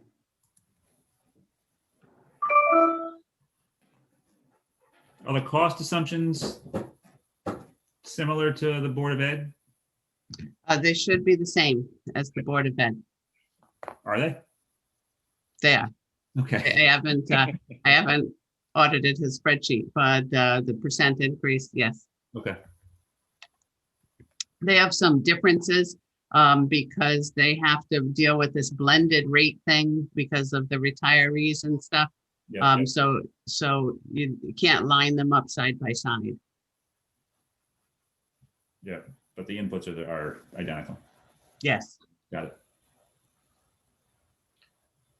it. And on the OPEB, Steve, you guys, the Board of Selectmen took out 50,000. Yes, we did. We had contributed more in the past than last year due to the pandemic. We decided not to make a contribution. Yes. Our obligation has gone from 19 million to just around 11 million now. We pay all these expenses as we go. And this is just belt and suspenders insurance. The rating agencies like to see that you're addressing any long-term obligations that you have. And we think we can put 150,000 in this year to help the budget and still show that we're making a good faith effort to fund this fully in the future. And it will keep going down every year because no new employees are getting this benefit. So if you had to think of next year already, would that 150 be the number you'd put in there, or would you? For next year, yeah, I'd put in 150. And if we had a really good year, maybe 200. I think 150 is fine. Okay. Anyone with a question in this section? No, I like that number. And you just answered my question, so. All right.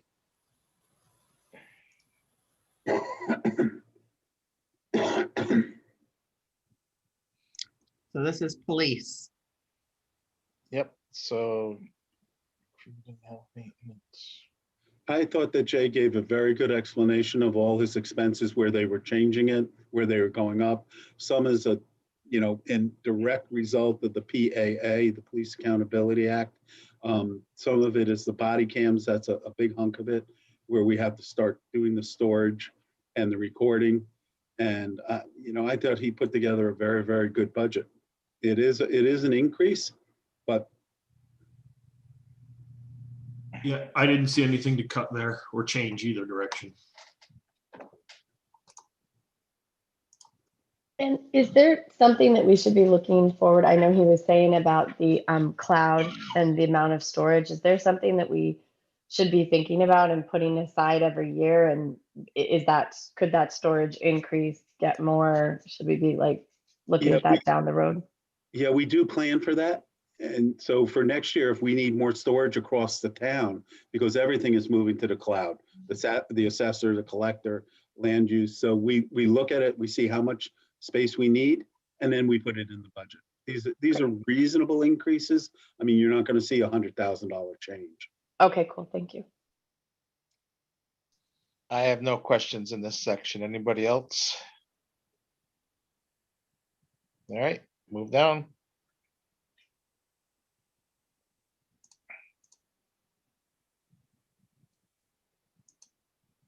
Fire departments. So we gave you the supporting documentation on why the Board of Selectmen made the changes that we did. We thought they were reasonable and well-reasoned. If you have any questions, a lot of the answers are in that questionnaire. I don't know if you want to discuss that any further or have any further questions. I don't. Does any of the team members? Yeah, only on the capital side of it. Yeah, capital. Okay. Candlewood Fire Department. And Candlewood did a very good job on their budget. They've really been gotten good at this, and they're down a little bit.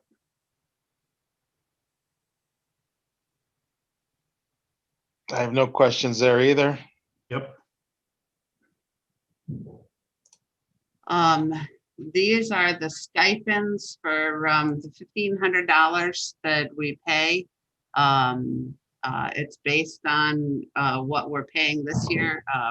We've paid $90,000 so far. There's 2 people that haven't given us their information to pay them. So if they give us that, we'll be at 93. This is based on what we're paying this year for the retirees program.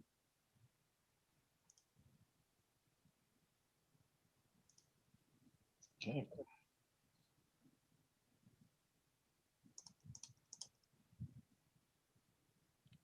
EMS. EMS is the same. We had given you the reasons the Board of Selectmen made changes. One of the primary things that I think we should do, the original thought was to have employees, hire our own employees under EMS. And they brought us a proposal to hire 6 people. I didn't think that we could do that for a couple reasons. One was we didn't have enough time. You got to set up policies, procedures, manuals, all of those things, set up a structure. And then the second part is it better to go out to bid on this, right? We use Vintech now. The fire company hires Vintech, and Vintech provides all of the people. My opinion is, and I think the Board of Selectmen agrees with me, is that before we do anything, level set what the expenses are. We've gotten a lot of the agreements from other towns as to how they handle EMS. Many of them do it under their fire departments, but their fire departments are fully paid. These are full-time positions. And so what we'd like to do is go out to bid to level set it, to understand, are we getting good pricing from Vintech? Is it the right way to go? There are a few companies who could do this for us, and then put together a plan, because if we're going to hire people, you can't just do it overnight. You really have to put together a plan. And is that the right way to go? I don't think that the Board of Selectmen was convinced of that at this point in time. It might be something in the future that we need to look at. But right now, we made the changes that we did based on the detail that we gave you in the supporting documentation. Yeah, agree. I think we're a year at least, if not two, away from that. So yeah. But on this, I want to talk about COVID grants or relief efforts on some of this stuff. Marcia, or Steve, do we think that we're going to be getting COVID relief from this new bill? What's the indication? Yeah, I think the same thing applies. Now, they are a separate fire company, but they've been treating these COVID grants, sometimes go directly to fire departments, sometimes come through us. But my opinion is that their extra expenses, they have those machines that clean the inside of the back of the ambulances in like 20 minutes, right, yep, with the UV and the spray. I think, again, all those things that were not in the budget the year before this one are eligible for some type of grant. And when we get the detail, a lot of what they're spending money on, we should be able to get the money back and get it to them. So those expenses for like the inside of the ambulance cleaning were last year, and we did get reimbursed for that. And we did give them the money. That for the this year, they've had $2,900 in COVID costs, and we did a budget transfer last meeting to cover that. I have to do just a payment request form to actually send them the cash. But so far as I know, they are not out any cash from COVID. That we've reimbursed them everything, and that we've asked for reimbursement for everything. Yeah, I guess what I'm asking is, do we have any comfort level that we could have a line item on the revenue side for grants to cover any of this stuff? Are we there yet? My opinion is no. As soon as we get more detail on these grants, and some of them, the Director of Public Health grant, okay, we got paid that. We knew specifically what it was for. But some of these grants, we just don't have the level of detail. We're keeping track of all of our expenses that we think are COVID related. And then we will try to go through and apply to every single grant that we can. But I don't think I have a comfort level that we know with any certainty what those grant amounts would be that we would actually get. So putting them in on a revenue line seems right now to be a little risky to me. And I agree that, putting $100,000 or $120,000, there's got to be some amount we're comfortable that we're going to get, whether it's 5,000 or 20,000, no, or nothing at all. I personally would prefer not to. I think it's the more conservative way to go. Okay. And then what would the strategy be, Steve, if we did get the income on the top side? Well, remember, we spend it, they reimburse us, so it's a wash for the most part. Right. Now, Yep. with this new grant, the America Recovers Act, the way they've written this, it seems like the federal government is going to be sending money directly to towns. Yep. I don't know how that's going to work. Are they going to give us, I find it hard to believe they would send us a check for 1.6 million for the town and almost 900,000 or 800,000 for the schools without some kind of pre-reckoning or pre-accounting for us to show that we have expenses that qualify under the grant. And it is so loosey-goosey right now. We just don't know what it will cover and what it won't cover. The schools probably have a little better feel for that because, they can hire people to assist in, getting the students back up to speed, for traumatic instances, counseling for students. Well, but I don't see it quite as well on the town side. So, but we know something's coming in. That's my point. Yeah. I know could be a huge spread. You're at $2 million with the two numbers, between, and I agree it's not going to be that high. But that's not what you said. It's a number you pulled. There's got to be some number that we're comfortable getting that should, to be more accurate, be carried on the revenue side. I see your point. I don't think you're incorrect. It's just a little risky. We could put a number in there, and if we put a number in that wouldn't cripple us if we didn't get it. Right.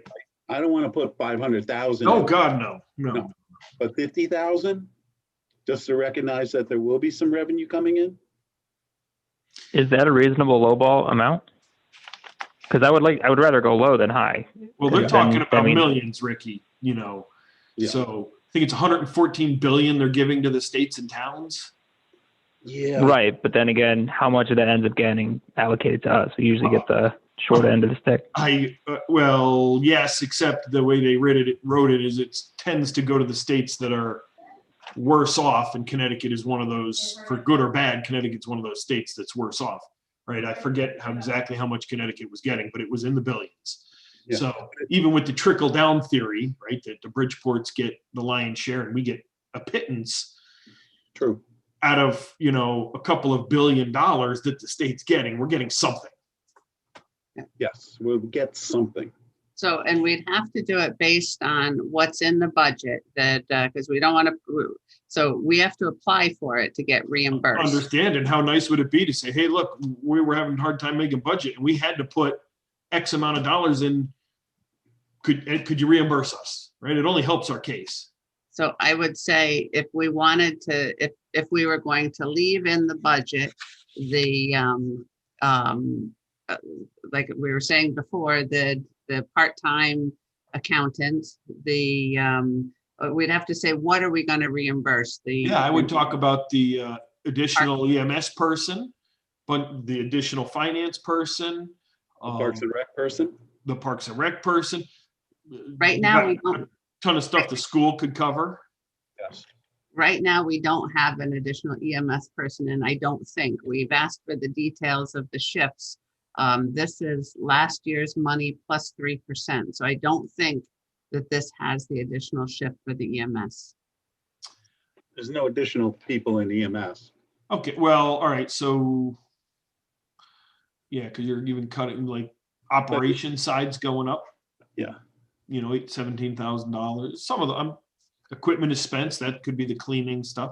Just saying, there's line items you could pick and choose. We could argue, they can argue about it later, but might help the case if we said, hey, look, we had to include something to get a budget to go. Not a crippling amount, I agree, Steve, but Good point. I don't agree.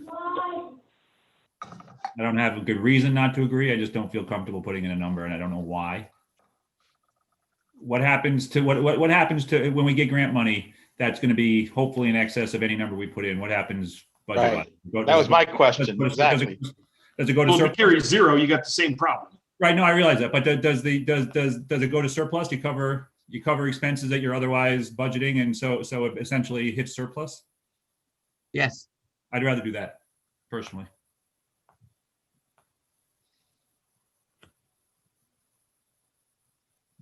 So we booked I'm with Dan on this one. we booked the expenses in our budget, which we need to do. Right. Right. And then when we apply the money that we spend, that we have to apply for. So even Steve, if it's 1.2, if we only apply for 600,000, we might get less than 600,000, correct? Right. We're only going to get what we're applying for out of the 1.2, whatever the number is. Yeah, what we're approved for after we apply. Right. Up to a point, right? Up to the max, and Right. we're going to be far less than that. So I think my question was, if we don't put it in the revenue line, what would we earmark it to? Just a general fund, or would we have a plan going forward otherwise? It typically it would go in the general fund, but we could put it in other funds, right, Marcia? If we were, it depends on which fund we're being reimbursed out of. If it was a capital non-recurring, we would probably we try to match it with where it came out of. Well, what if we get, let's say we get an extra 200,000, the gods are kind, and we have 200,000 that, and this could happen, that has no specific expense associated with it. Nope, can't happen because we have to have, it's a reimbursement grant. So we have to tell them what it is that we want to be reimbursed for. That This latest one in the latest act that passed is a reimbursement grant. yes, the 1.6, the classes that, the sessions that I went to, that we have to apply for it. And we have until December of 2024 to apply. That's the first one.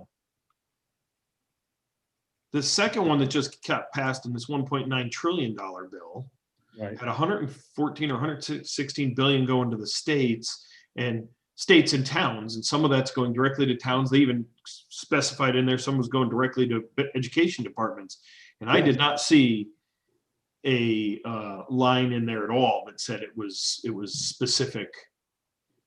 Yeah, I didn't either. Treasury still hasn't promulgated the rules yet. Right. And so Dan, and what I'm bringing up is take the year when the governor said he was going to give us nothing in ECS, and we took a risk and we said they're going to give us something, and we carried $750,000. So it's not unprecedented to carry something for a grant that is supposedly coming to us, when we've carried money for grants that they've said are not coming to us. So I've said my piece. You guys can figure out which one, or we can think about it. That's a very fair comparison, Mark. That's a very fair comparison. One of the things that I'm thinking that we should ask for is reimbursement for the expenses we're paying in the current fiscal year that we're paying out of contingency. And so those would be, but I was going to book those even if we don't receive the cash in the current year as a receivable, because just the matching principle there. And this American Rescue Plan is the only one I know of. I don't know of, which was signed, I think, last week. It's in Treasury now, and I'm just pulling up my paperwork that While you're pulling that up, Marcia, what number do we think, Stephen, Marcia? And that's not like a dig. I mean, you guys know these numbers. What I would say somewhere in the $50,000 to $75,000 range. More to just put a marker there that this is something that we know we're going to get some revenue. I wouldn't be comfortable putting a big number in there. No, Steve, I'm talking about from the reimbursement point, what do you think we could put towards it? What number are we looking at? Like we threw out a few things, but I mean, like this salary or half of that salary or whatever. I mean, rough finger, not holding you anything. I mean, if we were to apply, what number do you think we would actually be applying for? I would put 50 or 75. Right. So we're not going to get much of that 1.2. I think we'll get more than 50 or 75. I don't think we're going to get the full amount. If it's a reimbursement grant and depending on what the criteria are, right, they're very loose with it. I don't see us getting anywhere near the 1.6 million. Do you, Marcia? We're going to get it. We're just going to figure out what we have to do. And that's what we talked about at the last meeting, was we were going to try to get more information and come up with a plan for your next regular meeting. But the Treasury is not there yet. But here's what we talked about at the last meeting, what the uses are. So it's very, very broad. And here is to receive the funds, we have to certify that we are required to carry them out. So I'm assuming that we're certifying that we're covering these costs. So anything that we do would be But Marcia, this says that the certification specifies that the government requires that we require the federal assistance. It doesn't say, here's all the detail. It just says we require it. Exactly. When we're audited, we need to give the detail that they specifically stated that to keep good Yeah. records when we had the seminar the other day. But again, Marcia, this is based on the first plan, not this 1.9 trillion plan that passed after this. I mean, it passed after January 27th. They wouldn't give you something backdated. Right, this is different. This is the plan that just was signed last week. And they backdated something to a month before? Yes, that they've done that with every one of these so far. And that's Okay. why I think that we can get reimbursed for our current year expenditures. This is back a year before. So this is saying anything back from 2020. Correct. They're saying that before any of this hit, so what they're talking about on here is the revenue projections. We're not down revenue. That they're talking about revenue projections, and January 27th was before any of this hit. And so for us, they're talking about expenditures. If it's an unbudgeted expenditure and unbudgeted in comparison to 2019's budget. The first full year before the pandemic. So things that we budgeted last year, once, while we were working on our budget while the pandemic was starting, that would also be reimbursable because it wasn't something we would have had from 2019, Correct. 2020. Okay. Correct, which would be our whole COVID contingency, the way I see it. And again, this is just the way we're thinking right now, that we don't have the rules yet. Yeah. And so, I mean, now we're getting into semantics here, but in the pink highlighting, it doesn't say that the government requires the expenses to carry out the pandemic. It says that the government requires the federal assistance to carry out the pandemic response. So there's an argument to be made that we don't require the federal assistance. So that's one of the reasons that I'm being more conservative than Mark, because I don't read this as saying if we prove we have the expense, we get the reimbursement. I read it to say if we prove we need the help. So Dan, what better way to prove we need the help than we had to carry something in our budget? That can only help us. Even if we took the same amount of money and put it in the contingency fund, played a little shell game with it. Yep.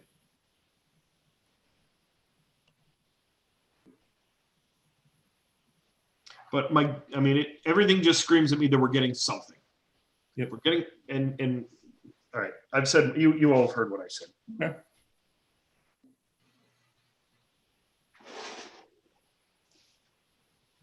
I don't know. I gotta think about it for a moment. So you want to think about it, come back to it another night? Sit on it? Yeah, well, when I got disconnected, I was asking if Marcia could put together some list with numbers of everything that could possibly get Yeah, we can take a rough cut at it. Yeah, not that I'm going to say the more it comes to great, not that I'm trying to say we take anywhere near 100% of what we think, or even 50%. I just want to know what we're talking about potentially. Yeah, and my thought is that so just to say that there is revenue that I would hope that we would get a big chunk to cover the COVID contingency, what we've spent and what the Board of Ed has spent, which is $300,000 before their, the operating gains that they've net with that. So I would think we want to try to get all that, but I'm saying that would be in the 2021 fiscal year as revenue. So I don't want to say that I wouldn't think there's any revenue. It's just that revenue would be this year. I can go through and see what we think we could cover with this revenue. For example, these other costs, I can compare it to see, an unofficial, this might be what it is. I can do that. Thank you. But you think all the receivable, any grant money that we get from this is just going to net against prior year receivables? Then, if that's what you're saying, then I agree. It doesn't make any sense to put it in this year's budget at all. Then that's just going to be, either capital non-recurring or general fund, because we have to market it within the same year, even for audit purposes, correct? Is measurable, available, which to us is, we'd measure it by what the expenses are. Available means that we think we'd receive it in a year, and auditable. And I think that we could achieve all of that at June 30th. Yeah, and they're also talking about paying out over the next 4 years. Well, 3 years from now. So, planning ahead and things can carry forward too. Yep.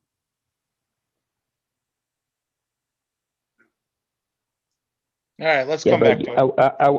But I wouldn't, if I put my accounting hat on, I wouldn't book a receivable in this year without knowing that I was gonna, I wouldn't book that income without having a receivable this year to net it against. We did it when the governor told us he was taking $1 million out of an ECS grant.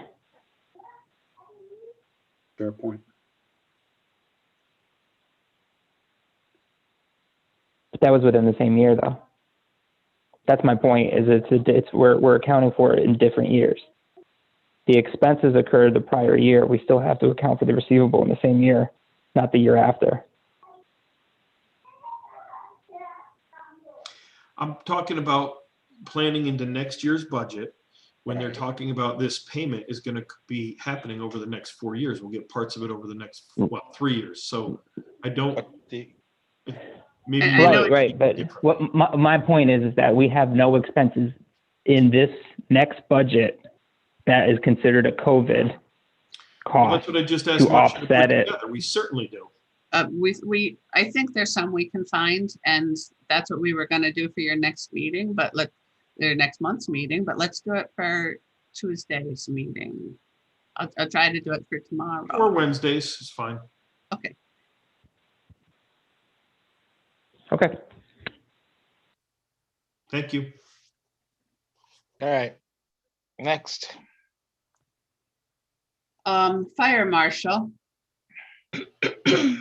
Fire marshal is got some changes that we had changes in personnel. We had a part-time guy that started working full-time as the deputy when we needed that. So we were kind of since I've been here, we've been in flux, but now we're not anymore. So that's why the union wages changed.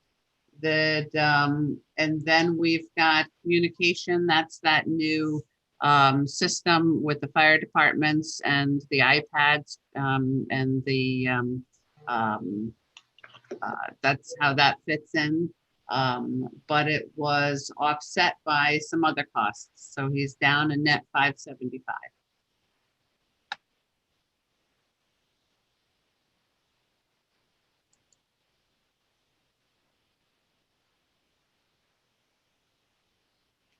I have nothing on that. All right. Civil defense is, we just put 5,000 in every year. Usually that is been used when there is a storm and it replaces cones and barriers and sometimes pays for food for the emergency workers. That's what that is. And actually he's asked me to change that to emergency management instead of civil defense.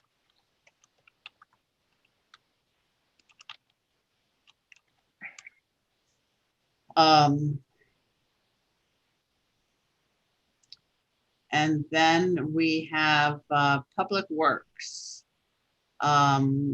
Public works, the large increase here is because we didn't increase it last year. The union contract wasn't there. Overtime wages, you can see on your workbooks, we tried to do a calculation that it's been always underfunded, and we're trying not to underfund it this year. So we did a calculation of the number of hours. We tried to divide out the big storms. And the rest, I think that Ralph talked about most of these. Vehicle fuel, the fuel prices are down. Salt and sand, he's got a good deal. Plus he's been, they've been training for using less salt and sand, tree removal, that with all these storms that he would feel more comfortable at the higher figure. Yeah, I had a conversation with Ralph today about this. We own a piece of property on Secor that has a dead ash tree in it that is overleaning one of the residents' property. The resident is concerned the tree will fall onto his property and perhaps, hurt one of his children playing in the backyard. So I think this is going to be an ongoing problem in the future. So we're going to have to watch it pretty carefully because we may need to start taking down more trees. I asked that earlier. I'm sorry? I had asked that earlier because I saw the open spaces that they've been taking down the ashes, and they've been, the emerald ash borer is jumping to other species from what I understand. So yeah, I can imagine with all these storms that we've had, it's really compromising a lot of trees. Yeah, And I think we're good for right now, but next year, if we see a growth, we may have to increase this budget. But is that something that we contract out to like a tree company? Some of Depends. it? Some of it we can do ourselves. Yeah, but there's only so many man hours. Yeah, sometimes some we have to hire a bucket truck. We always do the brush ourselves to save money. Yep. It just depends. Some like this tree in in our property in someone's backyard, we're probably going to have to hire someone to climb the tree. Yeah. Because you can't get a piece of equipment back there. And Brianna had asked about the grants, and I forgot the exact states, but Yeah. Wisconsin and Vermont both have grants for emerald ash borers, but they're state grants and not federal grants. So Connecticut doesn't have one? No. Not that we're aware of. Yeah. Yeah. Hey, can you make that face again? I like that. Very frustrating.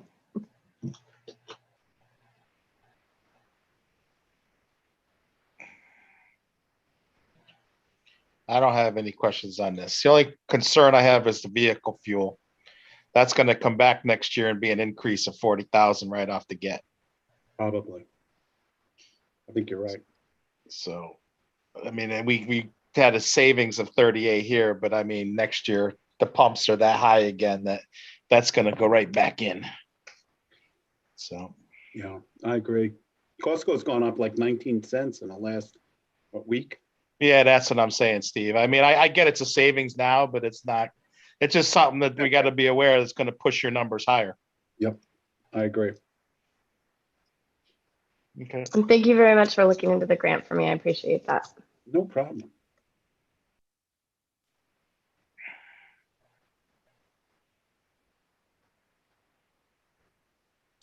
Not much going on with facilities. Nope.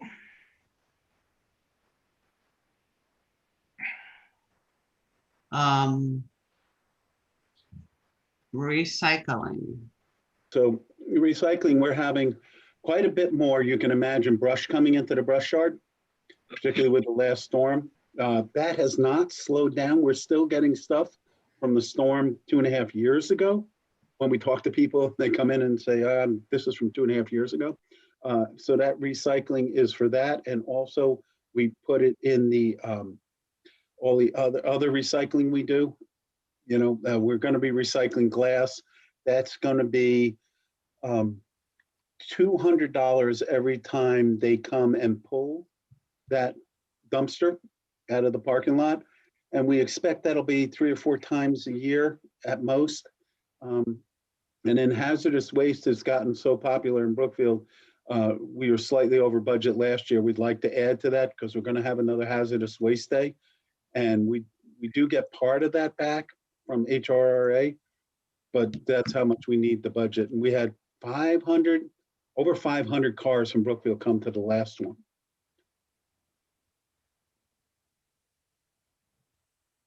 Okay. Next. On utilities, that these are blocked out because it was a fuel oil for heating also did include propane in prior years. So Ralph just Broke it out. allocated amount this year, and fuel oil prices are down, which is why it's a net decrease. And electric went up that percentage on the rates, or we added more usage?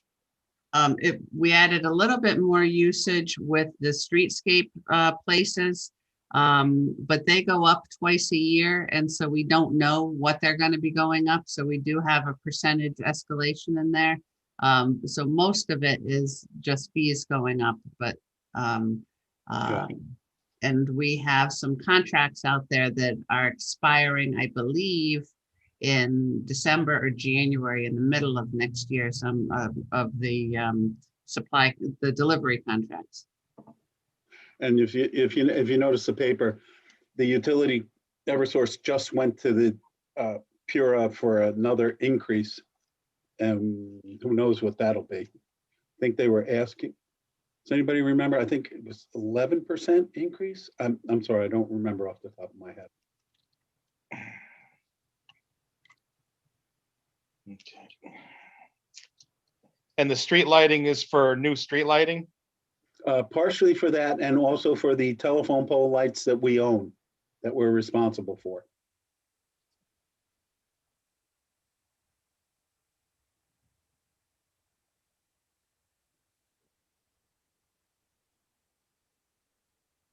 What's the postage for in the utilities? It's just thrown in there because I don't know where else to put it. But that's a postage for all the town hall that's not specific to the departments. The town clerk, I'm sorry, the tax collector has her own because she sends out so much mail. But this is everybody else. Okay. Any questions, anybody? All right, let's go on to 44 here.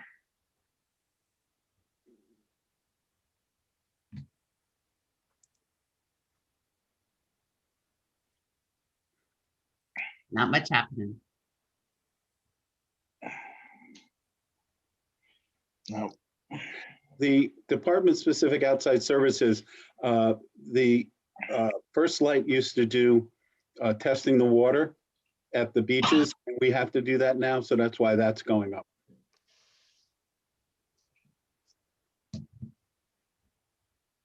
Any questions?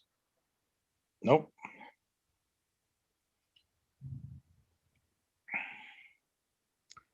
Senior center that she asked to move some of her money from programs, instead of paying outside contractors, to have more hours for an internal purpose. So that's what this is. The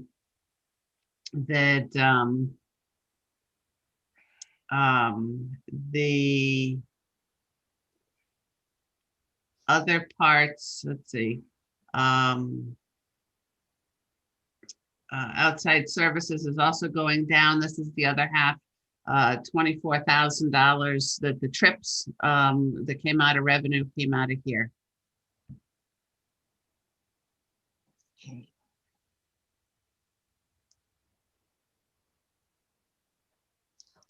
Any questions? Nope. Go ahead. Senior center is the same thing. Other than that, not much else is changing.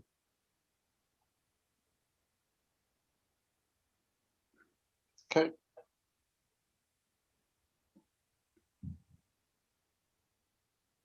Library, she gave you the presentation on the library.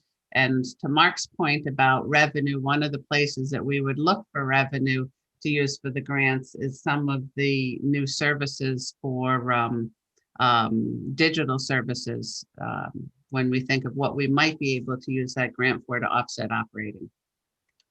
So they, if you remember, they had asked for an extra $10,000 to buy more digital subscriptions, particularly in the pandemic, and that seems to be the way it was going. They made a very good argument for that increase. I think you noticed Vaughn said that 60% of our nonfiction books are more than 40 years old. So this puts a dent in that and do it digitally. But in order to get more books, they need more more funding. So the Board of Selectmen thought that that was a very good idea and added the 10,321 to the budget. And Marcia, one of the things you could add to that list would be didn't they, fortunately, last year switch to a in-house cleaning person? Yeah. Full-time, so that certainly, would fall under that. Oh, yeah. Yeah, their door monitor, the extra cleaning. We're Right. doing even extra cleaning over there, so that would all fall in. Yeah.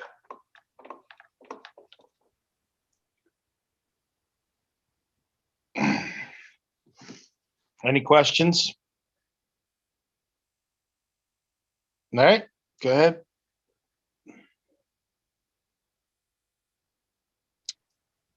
Recreation, not too much is changing. The big thing is this, and they didn't have a big budget to cover it with. The software that they use to keep track of everything the fee has increased.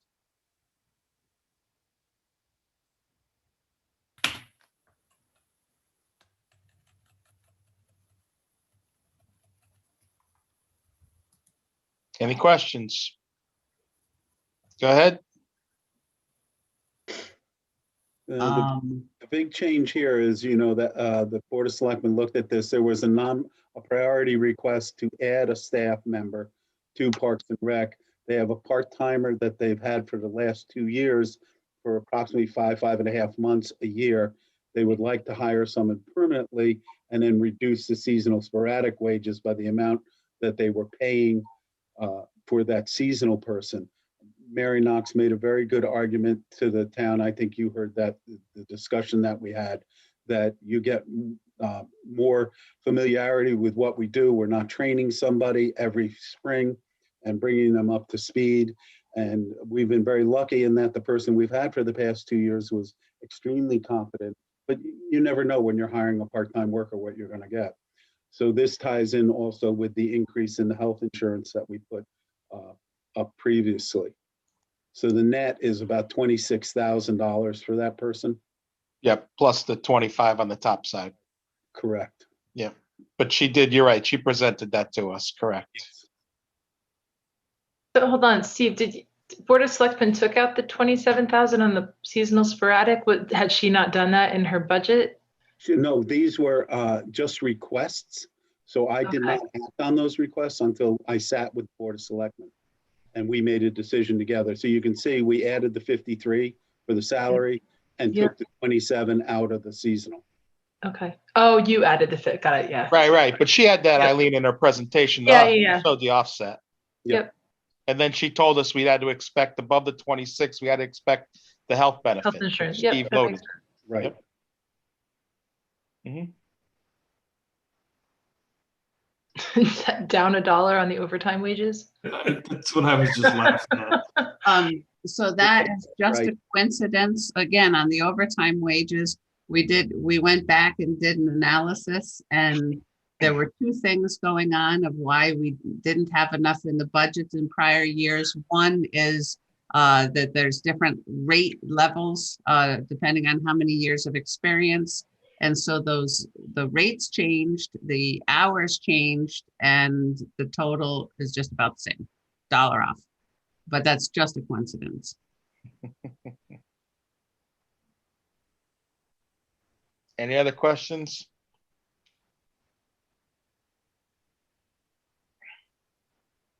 All right, next.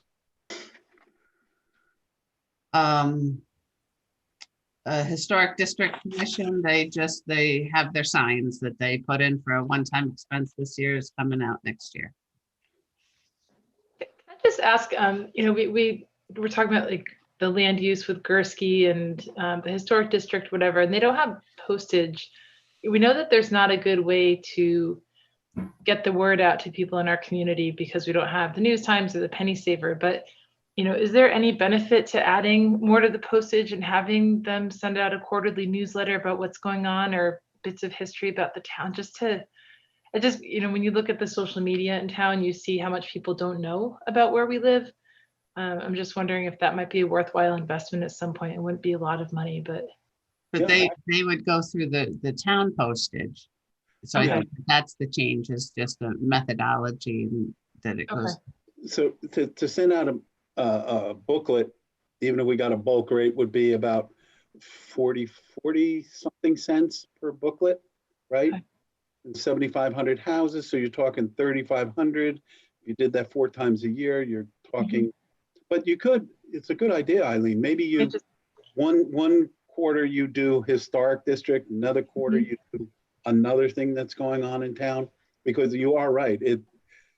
The information, the people who are paying attention, which are about 4% of the residents, can get everything on the town website or sign up for our newsletters or our emails or Brookfield Yeah. Spotlight or look at our Facebook page. But I can tell you, we get dozens of questions of information that's sitting on the front page of our website. Yeah, I mean, even if it's a task to the Economic Development Commission or something like that, just to get to know your town a little better. I think that's a really good idea, and I'd certainly put that together for next year's budget. I don't think it would take us a while to decide how to do it, right, and exactly what to do. Yep.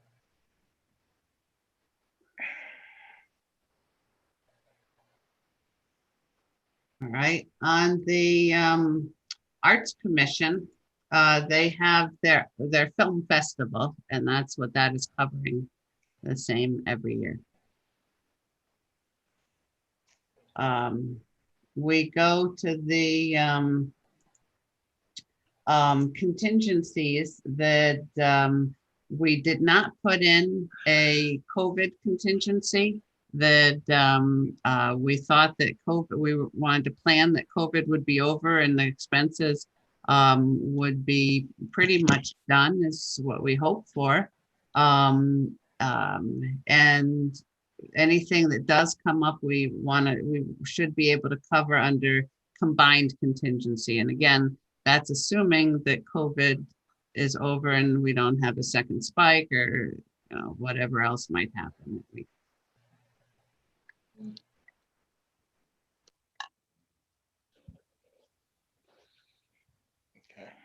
And we're comfortable with the 370, 374 on that line, everybody?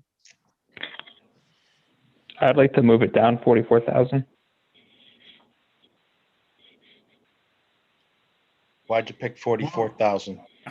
To add it back to the school. We'll talk about the school tomorrow. How's that? Yep. Because I think you're gonna hopefully have some news from the school side. I think they did some hard work. How's that? All right, if that's the case, then. I'll highlight it so we don't forget it. Thanks. Thank you. That good idea.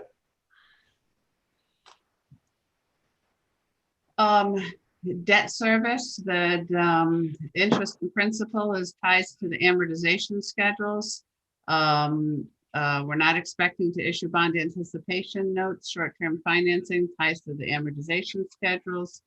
Financing costs is just for local things that because we don't have and we're not expecting any bond anticipation notes, it's gone down quite a bit. But that would cover things like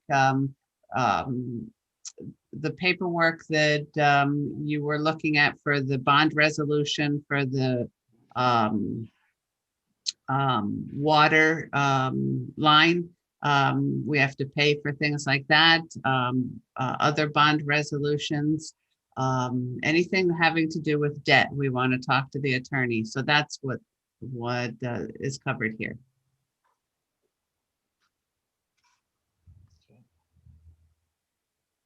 Good to me. This is will tie out directly to capital, whatever you decide. And then just like last year, moving money to cover the heart and hypertension fund, which has a deficit fund balance. Okay.